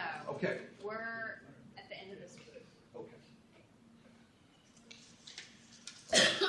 I'd like to call the commission meeting back into order. All right, Mr. Raggi, are you ready for questions? Ready as I'll ever be. Okay. Any commissioners have any questions? I'll leave myself to the arrears of that. But Mr. Chair, yes, Mr. Davis. the noise levels, are they measured at the property lines? Yes. It is, okay. Yes. And from a zoning perspective, do we have PUDs for industrial or commercial? And would this be could be a part of a PUD? In theory, it could. We haven't seen a strictly commercial PUD because usually those are reserved for mixed use, which involves some level of commercial and residential. So not historically. I mean, I guess in theory you could create An industrial park that. Yeah, I still struggle because even with an industrial park, because of its nature, a lot of those uses would be allowed or defined some sort of process in our existing code. So, for example, we have a current rezoning application on the Curtis property that's on the Route 33 corridor that's proposed for varying types of uses ranging from logistics and distribution size facility to small contractor lease space. And that's just a strictly a rezoning, no PUD, that would just be governed by whatever they proffer and our existing county code. Yeah, I didn't know if there'd be any different uses, say, closer to Route 33 if the parcel's big enough and the data center's in the back, or, you know. It could. I mean, from our conversations, I think quality of work life is important to these facilities. So you may see potentially, a couple out parcels up front, maybe some restaurants. But again, I mean, those would be allowed by the existing underlying zoning. If it was EO, for sure, economic opportunity. So I'm not sure that you'd see a planned unit development application for something like this. And you had mentioned that the TOD can be initiated by the board of supervisors. They can't request it, or at least not, there's no application to request it. Correct. The board would just make the request to initiate adding additional land or acreage. There's not a formal application that would be submitted to us in community development, such as a rezoning. Now, would that be solely with them, or would it process through us as well? It would ultimately process through us. So they would make the request to initiate adding land, and since it would effectively be a zoning map change, that would require additional public hearings. Okay. All right. Thank you, Mr. Chair. Mr. Moore, you have a question? Yes, Ms. Townsend. I see your light on. So is there a definition for a data center? Yes, we've included a definition in the text.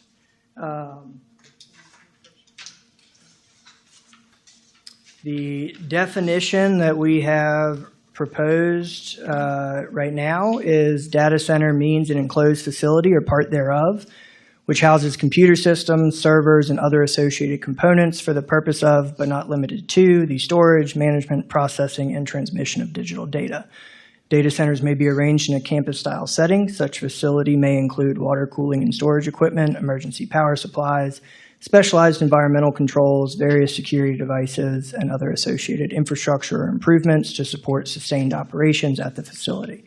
It does not include methods of energy generation or storage, including but not limited to natural gas turbines, solar generation facilities, proprietary energy sources such as small modular reactors, which are nuclear, or battery energy storage systems.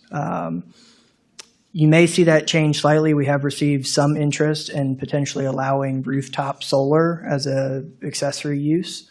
So if that's the case, we may have to reword that slightly, because as it stands right now, we're excluding solar. So is it safe to say that a data center houses everything inside? For the most part. Obviously, your emergency generators are generally outside. They are large. But all of your components, racks, servers, things like that are generally inside. I mean, you may have some ancillary balance so that it doesn't corrode. Your water storage tanks would be outside and not, and that goes back to our accessory screening or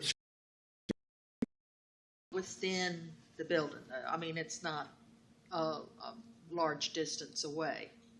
I mean, generally it's going to be, on the property. I mean, I think it depends on how much money they want to put into on-site infrastructure as to, a water tank's proximity to the building itself. But again, the data center equipment is inside. You may just have ancillary supporting components outside. All right, and the other question I had was about the fencing. Mm-hmm. Is this a facility that would require high security, or would it require fencing around the building? Generally speaking, from what we have found, yes, there's going to be some form of fencing. I think the level of security partially depends on the users. Oftentimes, spaces or server racks are leased to users, and they have their own kind of internal security requirements. I think it's safe to assume that, yes, there will be fencing. To what level of security fencing, I think, would be dependent on the user. But this one where you're saying, you're just suggesting not a chain link fence, right? Yeah, so the way that the fencing is currently proposed is that, you have your property line and then your 100 to 300 foot buffer, depending on what's adjacent to the property. Chain link fencing could be used interior to that buffer. So basically you won't see it, with the exception of fencing that may enter the required buffer space for things such as utility easements, routes of ingress, egress, things like that. We want to make sure that what is seen is still aesthetically pleasing. It may carry security components, but we're keeping the chain link interior to the site and not on the exterior. Okay. And my last question is that basically we're making a technology development, right? More or less. We've identified these properties as being suitable based on the consultant's study.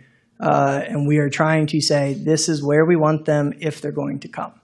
And these are the standards that we want them to abide by. So more or less, we are creating a technology overlay area in the county. Okay, and you said that once this was ever approved, then they would never come back to the planning commission, right? Correct. So the way that this is structured is the overlay district being a zoning text amendment will require public hearings. So obviously what you've got tonight will be public hearing. If adopted as it stands, a project that goes within the boundaries and wants to abide by the standards that we set would not require a specific project public hearing. Now, if you want to request an exception to the standards that we've set or will set, that would require a public hearing. If you go outside of the boundaries of our overlay, it would require a public hearing. So what we need to be careful about is that you can have a data center, but you could also have several other things involved around it, right? Or is it just a data center? So the overlay district, as it's structured, and the requirements and standards that are set out within pertain solely to data centers. If you have an out parcel with a restaurant or something at the front of the property, that would still be governed by the existing zoning code, that underlying zoning district, Commerce Quarter overlay, things like that. And those uses would generally probably be by right in nature as support components. And you hear so much about data centers. What is the negative downfall about data centers? The negative downfall to data centers, I think a lot of lessons have been learned or are being learned from existing facilities, specifically in Northern Virginia. Water usage is a big concern, and that's why we tried to address the closed-loop cooling systems or air-cooled systems. Noise is another one, and I think that's why we've proposed pretty substantial setbacks and buffers. We've also allowed them to go up in height, up to that 85-foot mark with the rooftop equipment. Because again, you put the parapet walls up and you push that noise up rather than out. And I think some of those concerns are from data centers that generally are in close proximity to residential uses, parks, things like that, which again kind of ties back to why we highlighted the Route 33 corridor as a good potential for the overlay district. Well, I just have to say, it looks like you've done a lot of homework. Thank you.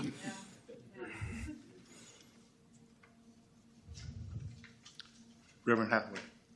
Okay. Sounds like he's got a beginning. The technology overlay district, and you mentioned a campus, which could have up to 3. So we're saying 3 or more. 3 or more. Mm-hmm. Okay. And in addition to those 3 or more, there could be other uses that come in that would not come before us. Why? Again, those other uses would generally be governed by the existing zoning allowances. Again, going back to a restaurant example, that's a by right use in economic opportunity. You wouldn't see that now with or without the technology overlay district.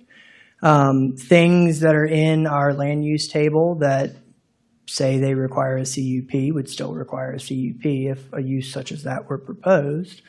But again, we wrote these standards specific to data centers and left the other uses that are defined in our code and allowed to follow those existing processes. Now, I will say, ultimately with a campus style setup, we would still account for those additional uses in any, traffic studies or things like that may be required. That's a necessary part of the site planning process. But would you would not know that until that other use came and made an application? So generally, traffic studies are based on worst case scenario. So usually when you look at a property, you have to identify the uses that are potentially going to go on the property, and usually those are worst case scenarios. So you could have a data center campus with a drive-through restaurant or a quick serve restaurant out front, and that obviously changes your traffic volume for that entrance or whatever ingress egress they're using. Are there certain uses that could not go in it? And I'm specifically thinking a church. Whatever our existing zoning code allows is what would be allowed there through whether it's a by right process or a conditional use process. We're not going to prohibit a church from going there. If a church chooses to go in front of a data center, then that is their choice. And if we allow it, then we would govern it with our existing zoning code. But yeah, we rely on our existing zoning code for all the other uses outside of what's specifically stated in the overlay district. The public hearings that I've seen around data centers have been very explosive. Okay, and so on one hand, that perhaps may be a reason not to have so many, but I don't know that that helps those people who are against it. So I am concerned about the other uses that could come into a data center once it's approved. If it's 100 acres and they could have 3 campuses, three data centers would be a campus, and they'd have to have 100 acres. And then they could take the 100 acres and use some of the extra land for other uses. I mean, again, I think the safeguard for that is our existing zoning code. I mean, anything that's not allowed by right would require conditional use permits, which are, traditional conditional use permits, which would go through the public hearing process. Uses that are not specifically stated in our existing land use table require conditional use permits as it is. If we got a data center application today, it would follow a traditional conditional use permit application. And I think what we are trying to do is proactively set our standards. I know with the correctional solar facility in Barhamsville, I think a lot of promises were made. We didn't have county standards set at that point in time. And I think we learned some lessons from that one. So we again are recognizing that this is a known industry. So the question in my mind is, how prepared do we want to be? And I know there's some others that have voiced some concerns with the proposed approach with the administrative conditional use permit. So it's certainly something that we'll, take feedback on. We've spent the last 5 months researching, investigating, and writing these standards. If, to be quite honest, if the answer was an outright no, we wouldn't have spent the time. So, our direction or charge has been to propose standards to address this type of development, and that's what we've tried to do.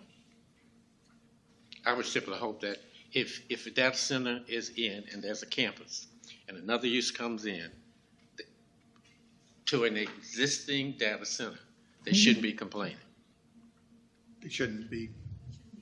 They should, if the data center exists on a campus, yes, and then they allow another use to come in, that other use knows the data center is there, we should not be seeing a lot of complaints.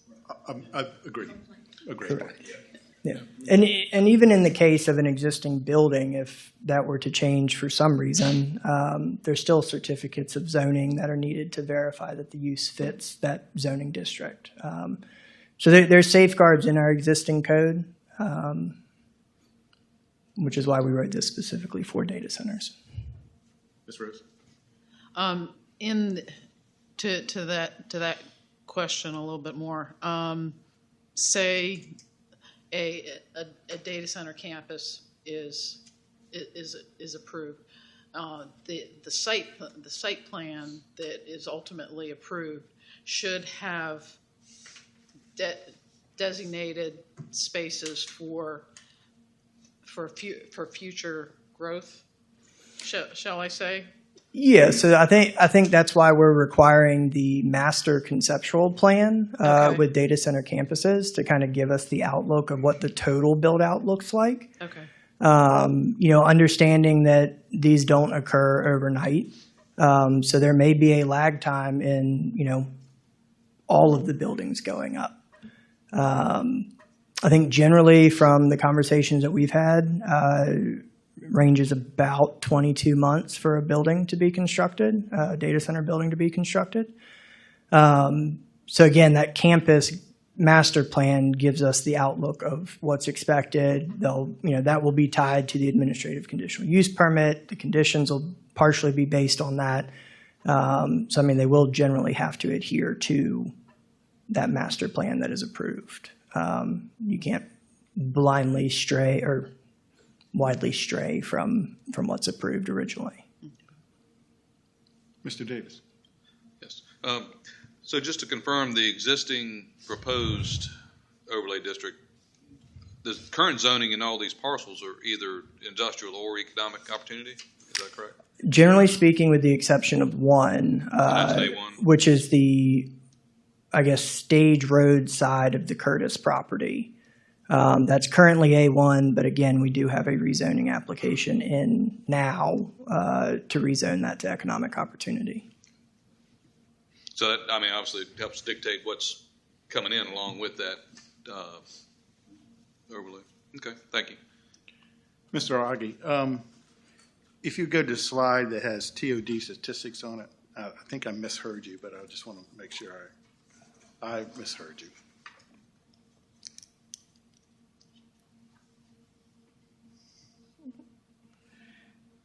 On the second bullet point, this 1,260 acres, what I got is that net acreage is less than accept. What's already been factored out of it is the buffer requirements on the individual parcels. Is that correct? Correct. That 1,260 acres still includes the required setbacks and buffers. You said it includes it. I'm saying it excludes, but it includes. So really. So it's not inclusive of the buffers. So that is a large number. So that's the net development area. Right. Okay. Not inclusive of the buffers. When you apply the setbacks and buffers, that number obviously comes down to actual usable acreage under the TOD. Yeah. So that, that acreage shrinks, and obviously the percentage of county land would come down slightly. Percentage of county, this suggested TOD, is that basically equivalent to the percentage of county lands that other jurisdictions have set aside for a TOD? It's similar. So one of the places that we visited was Culpeper County, which has a technology zone, and they have active development across that zone.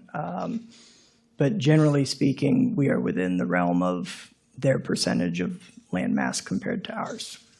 To segue in Ms. Townsend's question,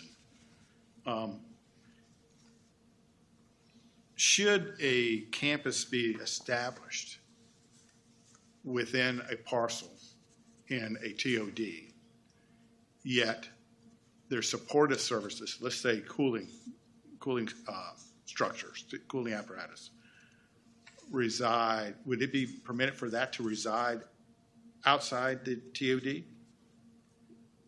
I think or does it have to be all within the campus? So I think it depends on who the operator is. Specific to, we'll use Dominion Energy. You have Dominion Energy substations and then on-site user substations. I think, we would not be governing Dominion substations on their placement.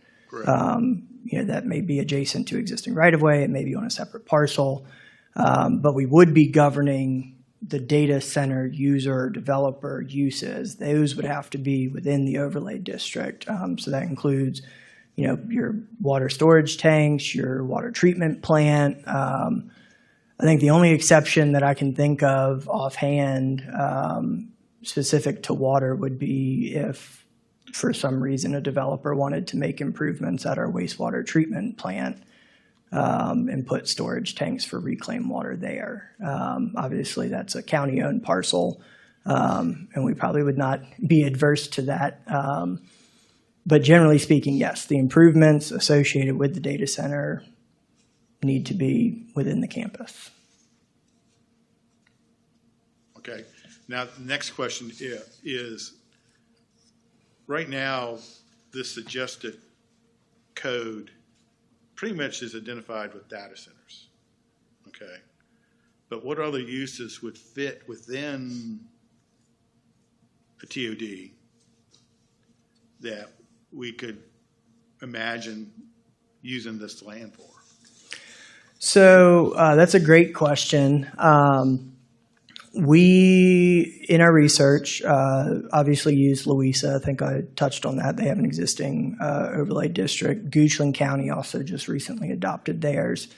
Both of them allow some additional principal uses, such as technology research and development centers, technical colleges, advanced manufacturing, things of that nature. Now, we did not include those at this time because I think there's pathways in various forms through our existing zoning code to allow those things. Now, I will say with the comprehensive zoning and subdivision ordinance rewrite, we would have the potential to add some of those if we felt that these standards needed to or could apply to those uses as well. And that, again, would require public hearings at that point in time.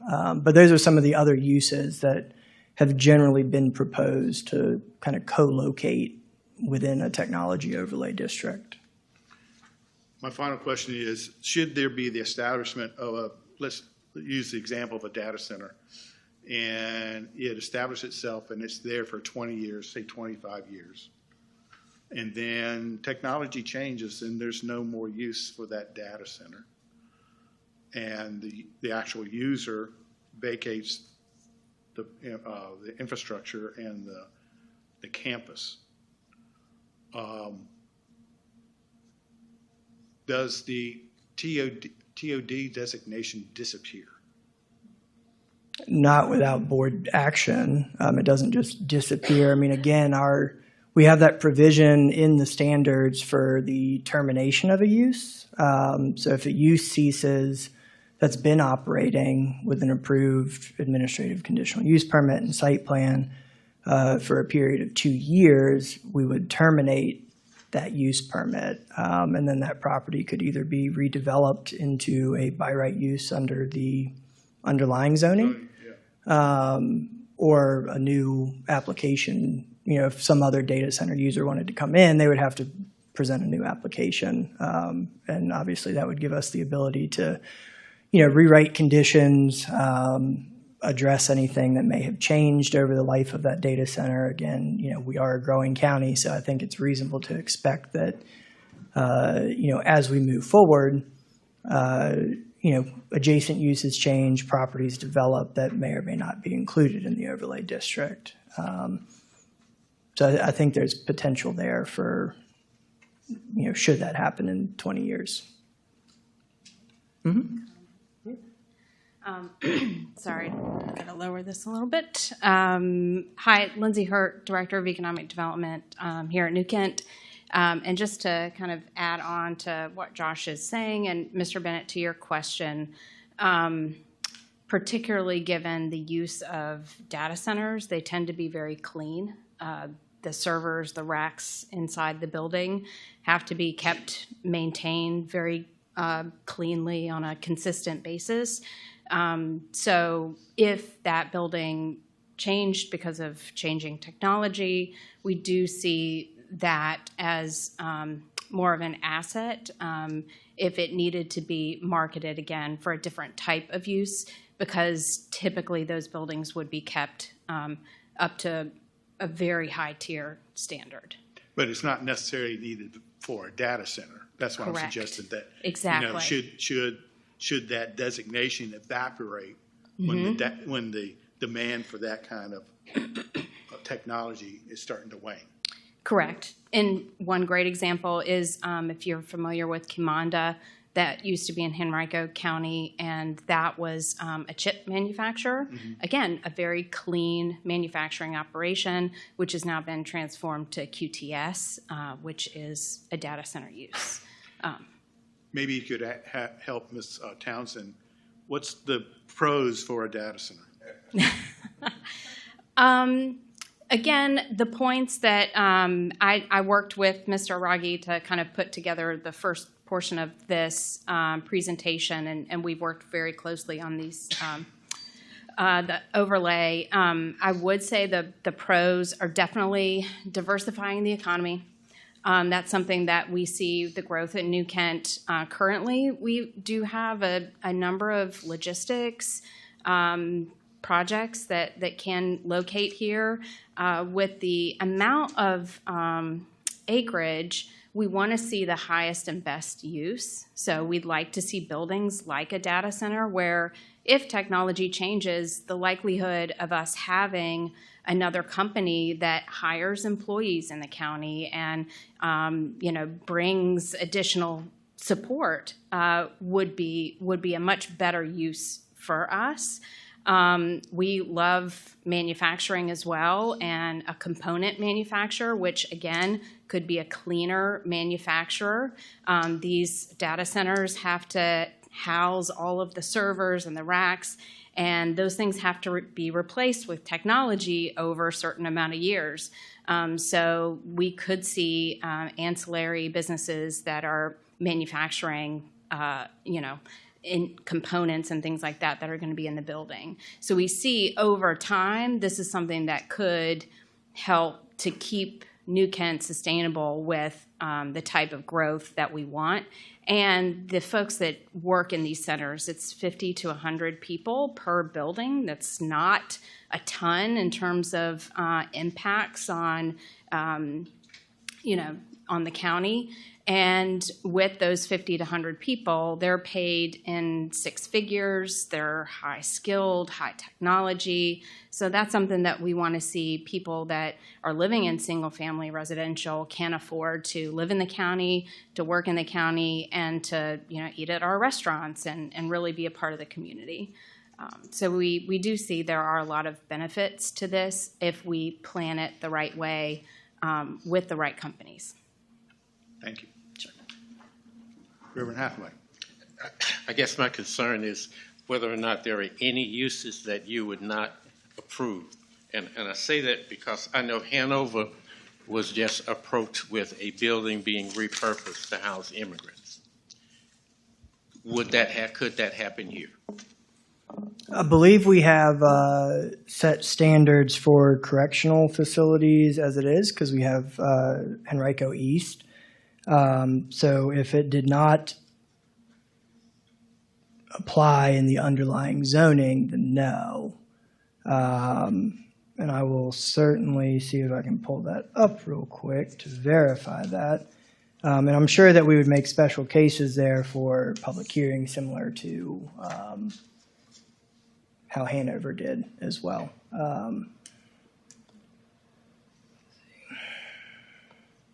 Could that require public hearing?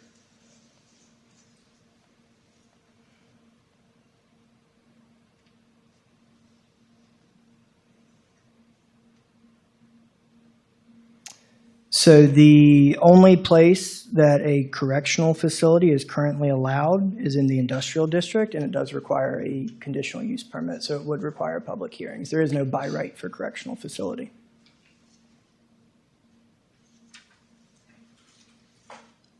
Additional questions for our presenters? Yes, sir, Mr. Chairman. Yes. Mr. Raggi, are there any existing data centers that you know of that use reclaimed water for cooling? Not offhand. We have had conversations with a data center architect that works not for a data center developer, but for Eaton, and talk through that specific aspect. It is doable. Basically, I think my takeaway from the conversations that we've had, not just with that gentleman, but across the board, is data centers like to operate in the known. So if they know of an issue or know of a standard, they can design around that and accommodate it. What they don't like is the unknown. And that kind of goes back to my statement that I made during the presentation, where us setting the expectation may result in us getting an application sooner. But again, that's not necessarily why we're trying to do this. We're trying to set our standards so that way we are protected at the county level, and we're not just having data centers cherry-picked all over the county just because a property can support it. And as you just said, so the effort here is to focus data centers in this area, but it doesn't prohibit the use of this land to data centers. If somebody wants to come and build a shipping terminal on one of these lots, and they would go through a separate process, the TOD wouldn't apply, they'd go through the normal process, and that would be okay. Correct. And a perfect example would be the Commerce Quarter overlay exception that you heard earlier this evening. That property is proposed to be included in our overlay district for data centers, but it is currently being or proposed to be developed as a logistics and distribution, which is allowed in the underlying economic opportunity. So again, the establishment of the overlay district does not mean it will be data centers. Okay. It could still be some other use that's allowed in the underlying zoning. Could you go to the third from the last slide? I can't read the number on here. I'm sorry. I don't know what number it is. Yeah. I tried to give y'all space to take notes as I was going, but You didn't know you're going to the optometrist. It says current key takeaways is right there. But again, the presentation in its full view will be on the Planning Department's webpage. So please, as you review this in detail, go back and feel free to look at that. So I think it's fantastic that the front end work has been done, right? Trying to define, doing the research. The concern I have is should this TOD get approved, then the only chance the public has to comment is during that process, right? And then any subsequent data center that comes in, whether it's 1 or 30 in this area, unless there are exceptions associated with those applications, they're going to get built, right? As long as they meet the requirements of planning, site preparation, everything else. So the public won't have the ability to comment on individual projects. So the community meetings, March 26th, advertised on county platforms. I'd like to see that on county platforms, direct mailing to all residents in the affected districts, newspaper advertisements, like really full court press to get the word out, with the understanding that this could be your one and only chance to speak on this issue, and that I would really want to see us drive maximum attendance and participation and awareness with the public on this, right? Because if they want to speak, they got to speak now. Should this go through, I don't want to say they're not going to be denied, but they won't have the opportunity to speak on individual projects. So that's just the only concern I have there. Certainly. And I mean, hopefully throughout the presentation this evening, you saw me kind of pause and highlight that fact more than once, certainly tried to. And yeah, I mean, we haven't scheduled those. We haven't quite figured out the format, location, time, date. I mean, generally speaking, we're going to probably look to do a nighttime community meeting along with a daytime community meeting to try and address working households and, those that have the ability to take off from work or stay at home.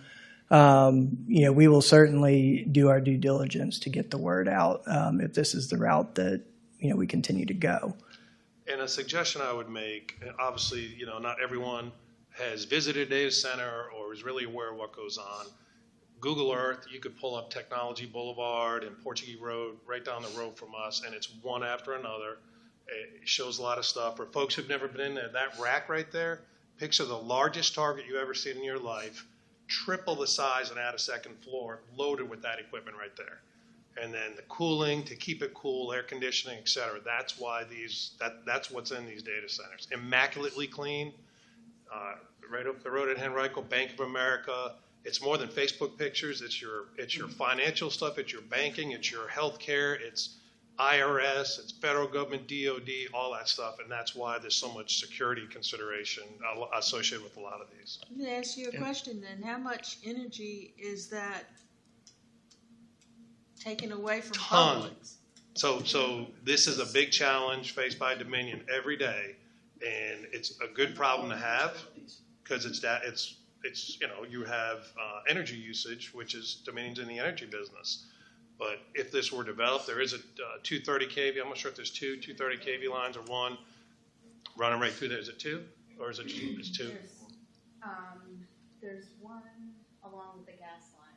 Yes, so it's one that right by the prison. It runs right down. Yes. But depending on how many campuses would be built and the power demand, those lines may have to be uprated from 3,000 amps to 4,000 amps to 5,000 amps, bigger towers, bigger conductors, bigger insulators, and possibly additional lines built to support that load, which could impact other property owners. So would that affect homeowners around it?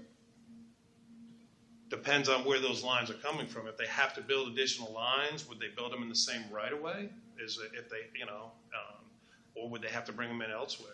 So are we talking about possibility of our light bills going up even more than what has happened in the last That- few months? No, Tom.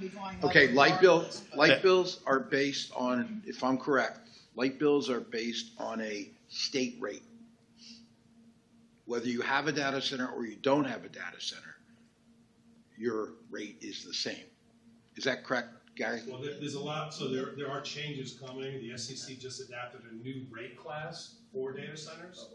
So they will pay at a different rate, and there are a lot of restrictions, and there's more, I think there's more coming under Governor Spanberger, because to build the infrastructure to support data centers, you oftentimes have to build new lines and new equipment, and typically all the ratepayers in Dominion share the cost of grid improvements. So all of our bills go up a little bit, but if it's benefiting specific customers, is that really fair? So that's been addressed by the SCC, and I suspect it'll become a continuing topic at the state level. Can I mention one thing in addition to that too, that after a lot of the due diligence that we've done, we do know a lot of data centers require redundancy. That's a big part of their operation. So redundancy in power as well as redundancy in fiber and broadband. So we see that actually as a potential benefit in those areas, that the redundancy will exist within the areas around the data centers. Reverend Hathaway. Is there an opportunity for us to see a data center? Because I think when this is presented, rather than just having a few people pushing it, it really needs to be us. Mr. Aragi, I think that there's been several questions on by the various commissioners on us being able to actually visit a data center. So is there a way that we can arrange that some of our commissioners can go to a data center and visit them to see what it entails, please? Yes, we can certainly arrange that. We have several economic development directors that we've worked with in the state of Virginia that have data centers and would be welcoming to commissioners and board of supervisors if the opportunity exists. So grab a happy bus to help. and load us in there and head out. Do we have to limit our numbers? Or do we have to Well, advertise? if we announce it, we don't have to limit our numbers. So commissioners, let's do it this way. If you can establish, say, 2 or 3 dates, and then let the commissioners see if they're available for those dates. Let's not everybody come up with 5 dates, and then we'll have 15 or 20 dates, okay? Let you guys select those that doesn't conflict with some of our meetings and things of that nature. And I'll make an announcement to the commissioners if they'd like to attend. Okay. One question on that point.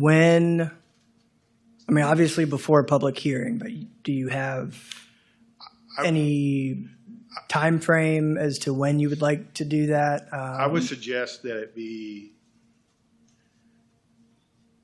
we had talked about us maybe having a work session after the town meetings, that it occur before that work session. Okay. Okay? But maybe in between the town meetings. So. Okay. We'll I personally think the sooner the better. Could we do it before the town meetings? Because I really want to be able to push it. And after the town meetings, we've already heard all the explosives. Mr. Commissioner, the one thing, Mr. Lauschel gave a really good explanation of what they look like inside. You go down Portuguese Road, it's an interesting switch in scenery. You drive down Portuguese Road and you see these dinosaurs that are all plugged in, and then you take also a ride up Technology Boulevard and you see nothing because buffers. There's 10, 15 of those data centers are there, but you can't see them on technology. And because they're being just built, they're very available in Portuguese. And then it does appear that the ones that will be north of Williamsburg Road may not be seen from Route 60. And they're putting 10 of them in there, where they're all doing all the water and power structure right now behind those. So the inside is that times a million or whatever, but the outside is a very large office building. And in Prince William County, they look like office buildings because they've had some of this stuff already. They wish they would have had all of this stuff already up there. Reverend Hathaway, I think we're going to be pretty much at the discretion of these facilities as far as their attendance is concerned. So I think allow them to use their judgment when the best time is, if you would, and we'll just try to arrange ourselves to go with them. Okay. And I will say that want is noted, so we will certainly do our best to accommodate that. All right. Good presentation. Thank you. Thank you. Yes, Ms. Rose. I do have a couple comments, and I'm gonna send you some suggested language changes on some of the Absolutely. definitions. We welcome it at that planning@newkent-va.us email address Yeah. that hits. All the planning staff will be tracking it. I do want to see a better definition for backup generators. They're one that's more consistent with the EPA and the DEQ definitions. I've heard reports that because there are going to be shortages in power, that some of the data centers that have the massive banks of backup generators could possibly request to run them around the clock. So they really would no longer be emergency. So I want to try and shore up that loophole. That's number one. I think I really feel strongly that we should take out the language that says potable water may be used as a backup water supply. I don't think one drop of our potable water supply should go to those facilities. They need to find reclaimed water or air cooled. Period. But yeah, that's just my opinion. Certainly welcome. I'm not a fan of data centers. That is why we are here and asking for feedback and making the presentation. But I applaud the effort. I understand what you're trying to do and trying to get ahead of this beast. So this is fantastic. Thank you. Any more questions? Thank you very much. Thank you, Commissioners, Thank you. for your questions. I hope your enthusiasm continues as we dive into the zoning rewrite. So.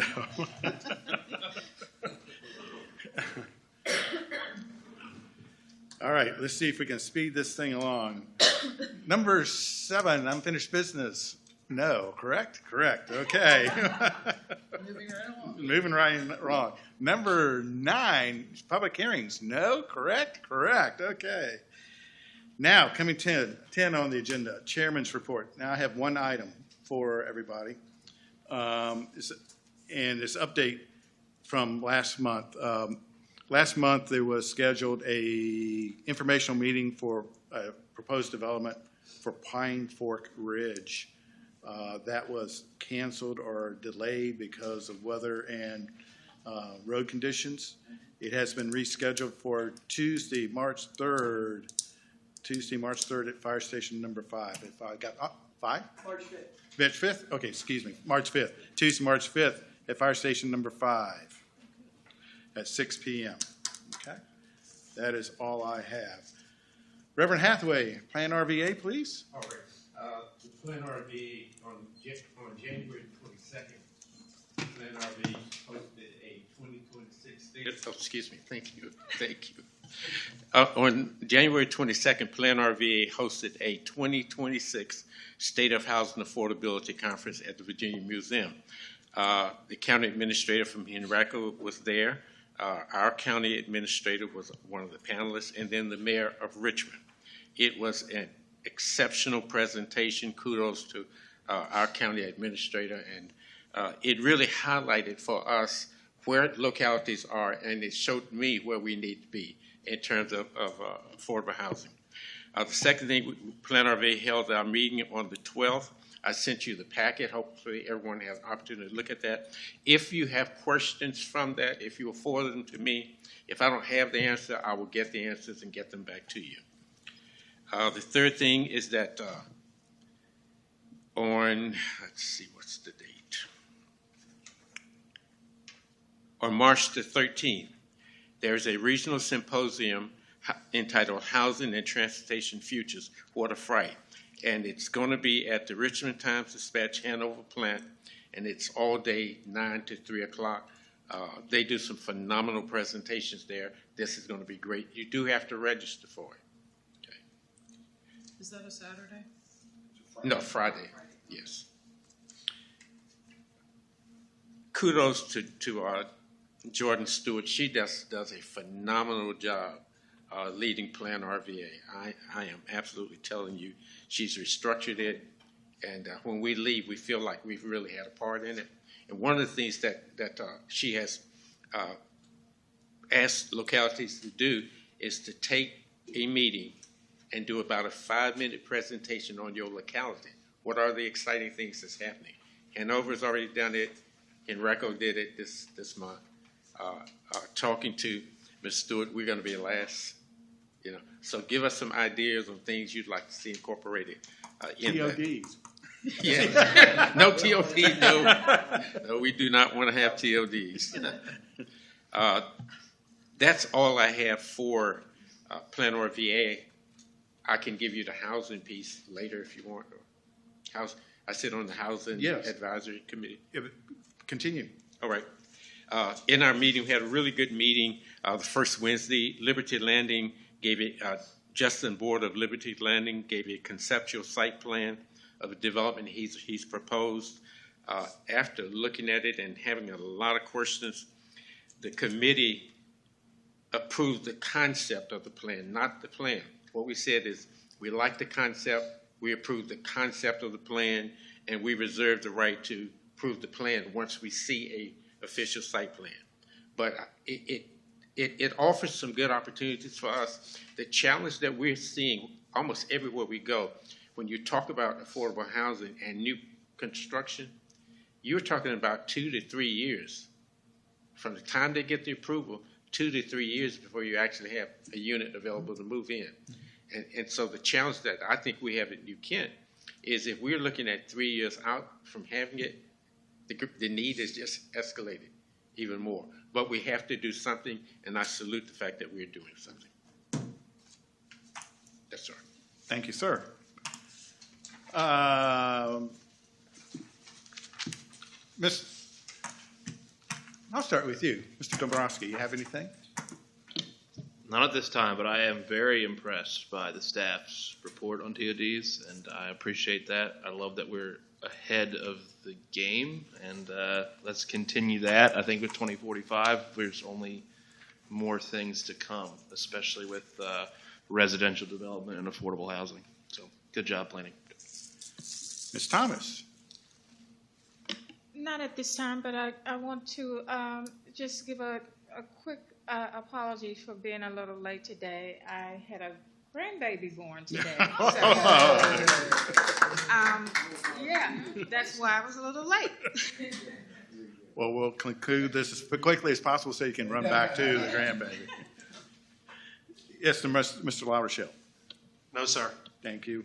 Mr. Moyer. Yes, a couple things.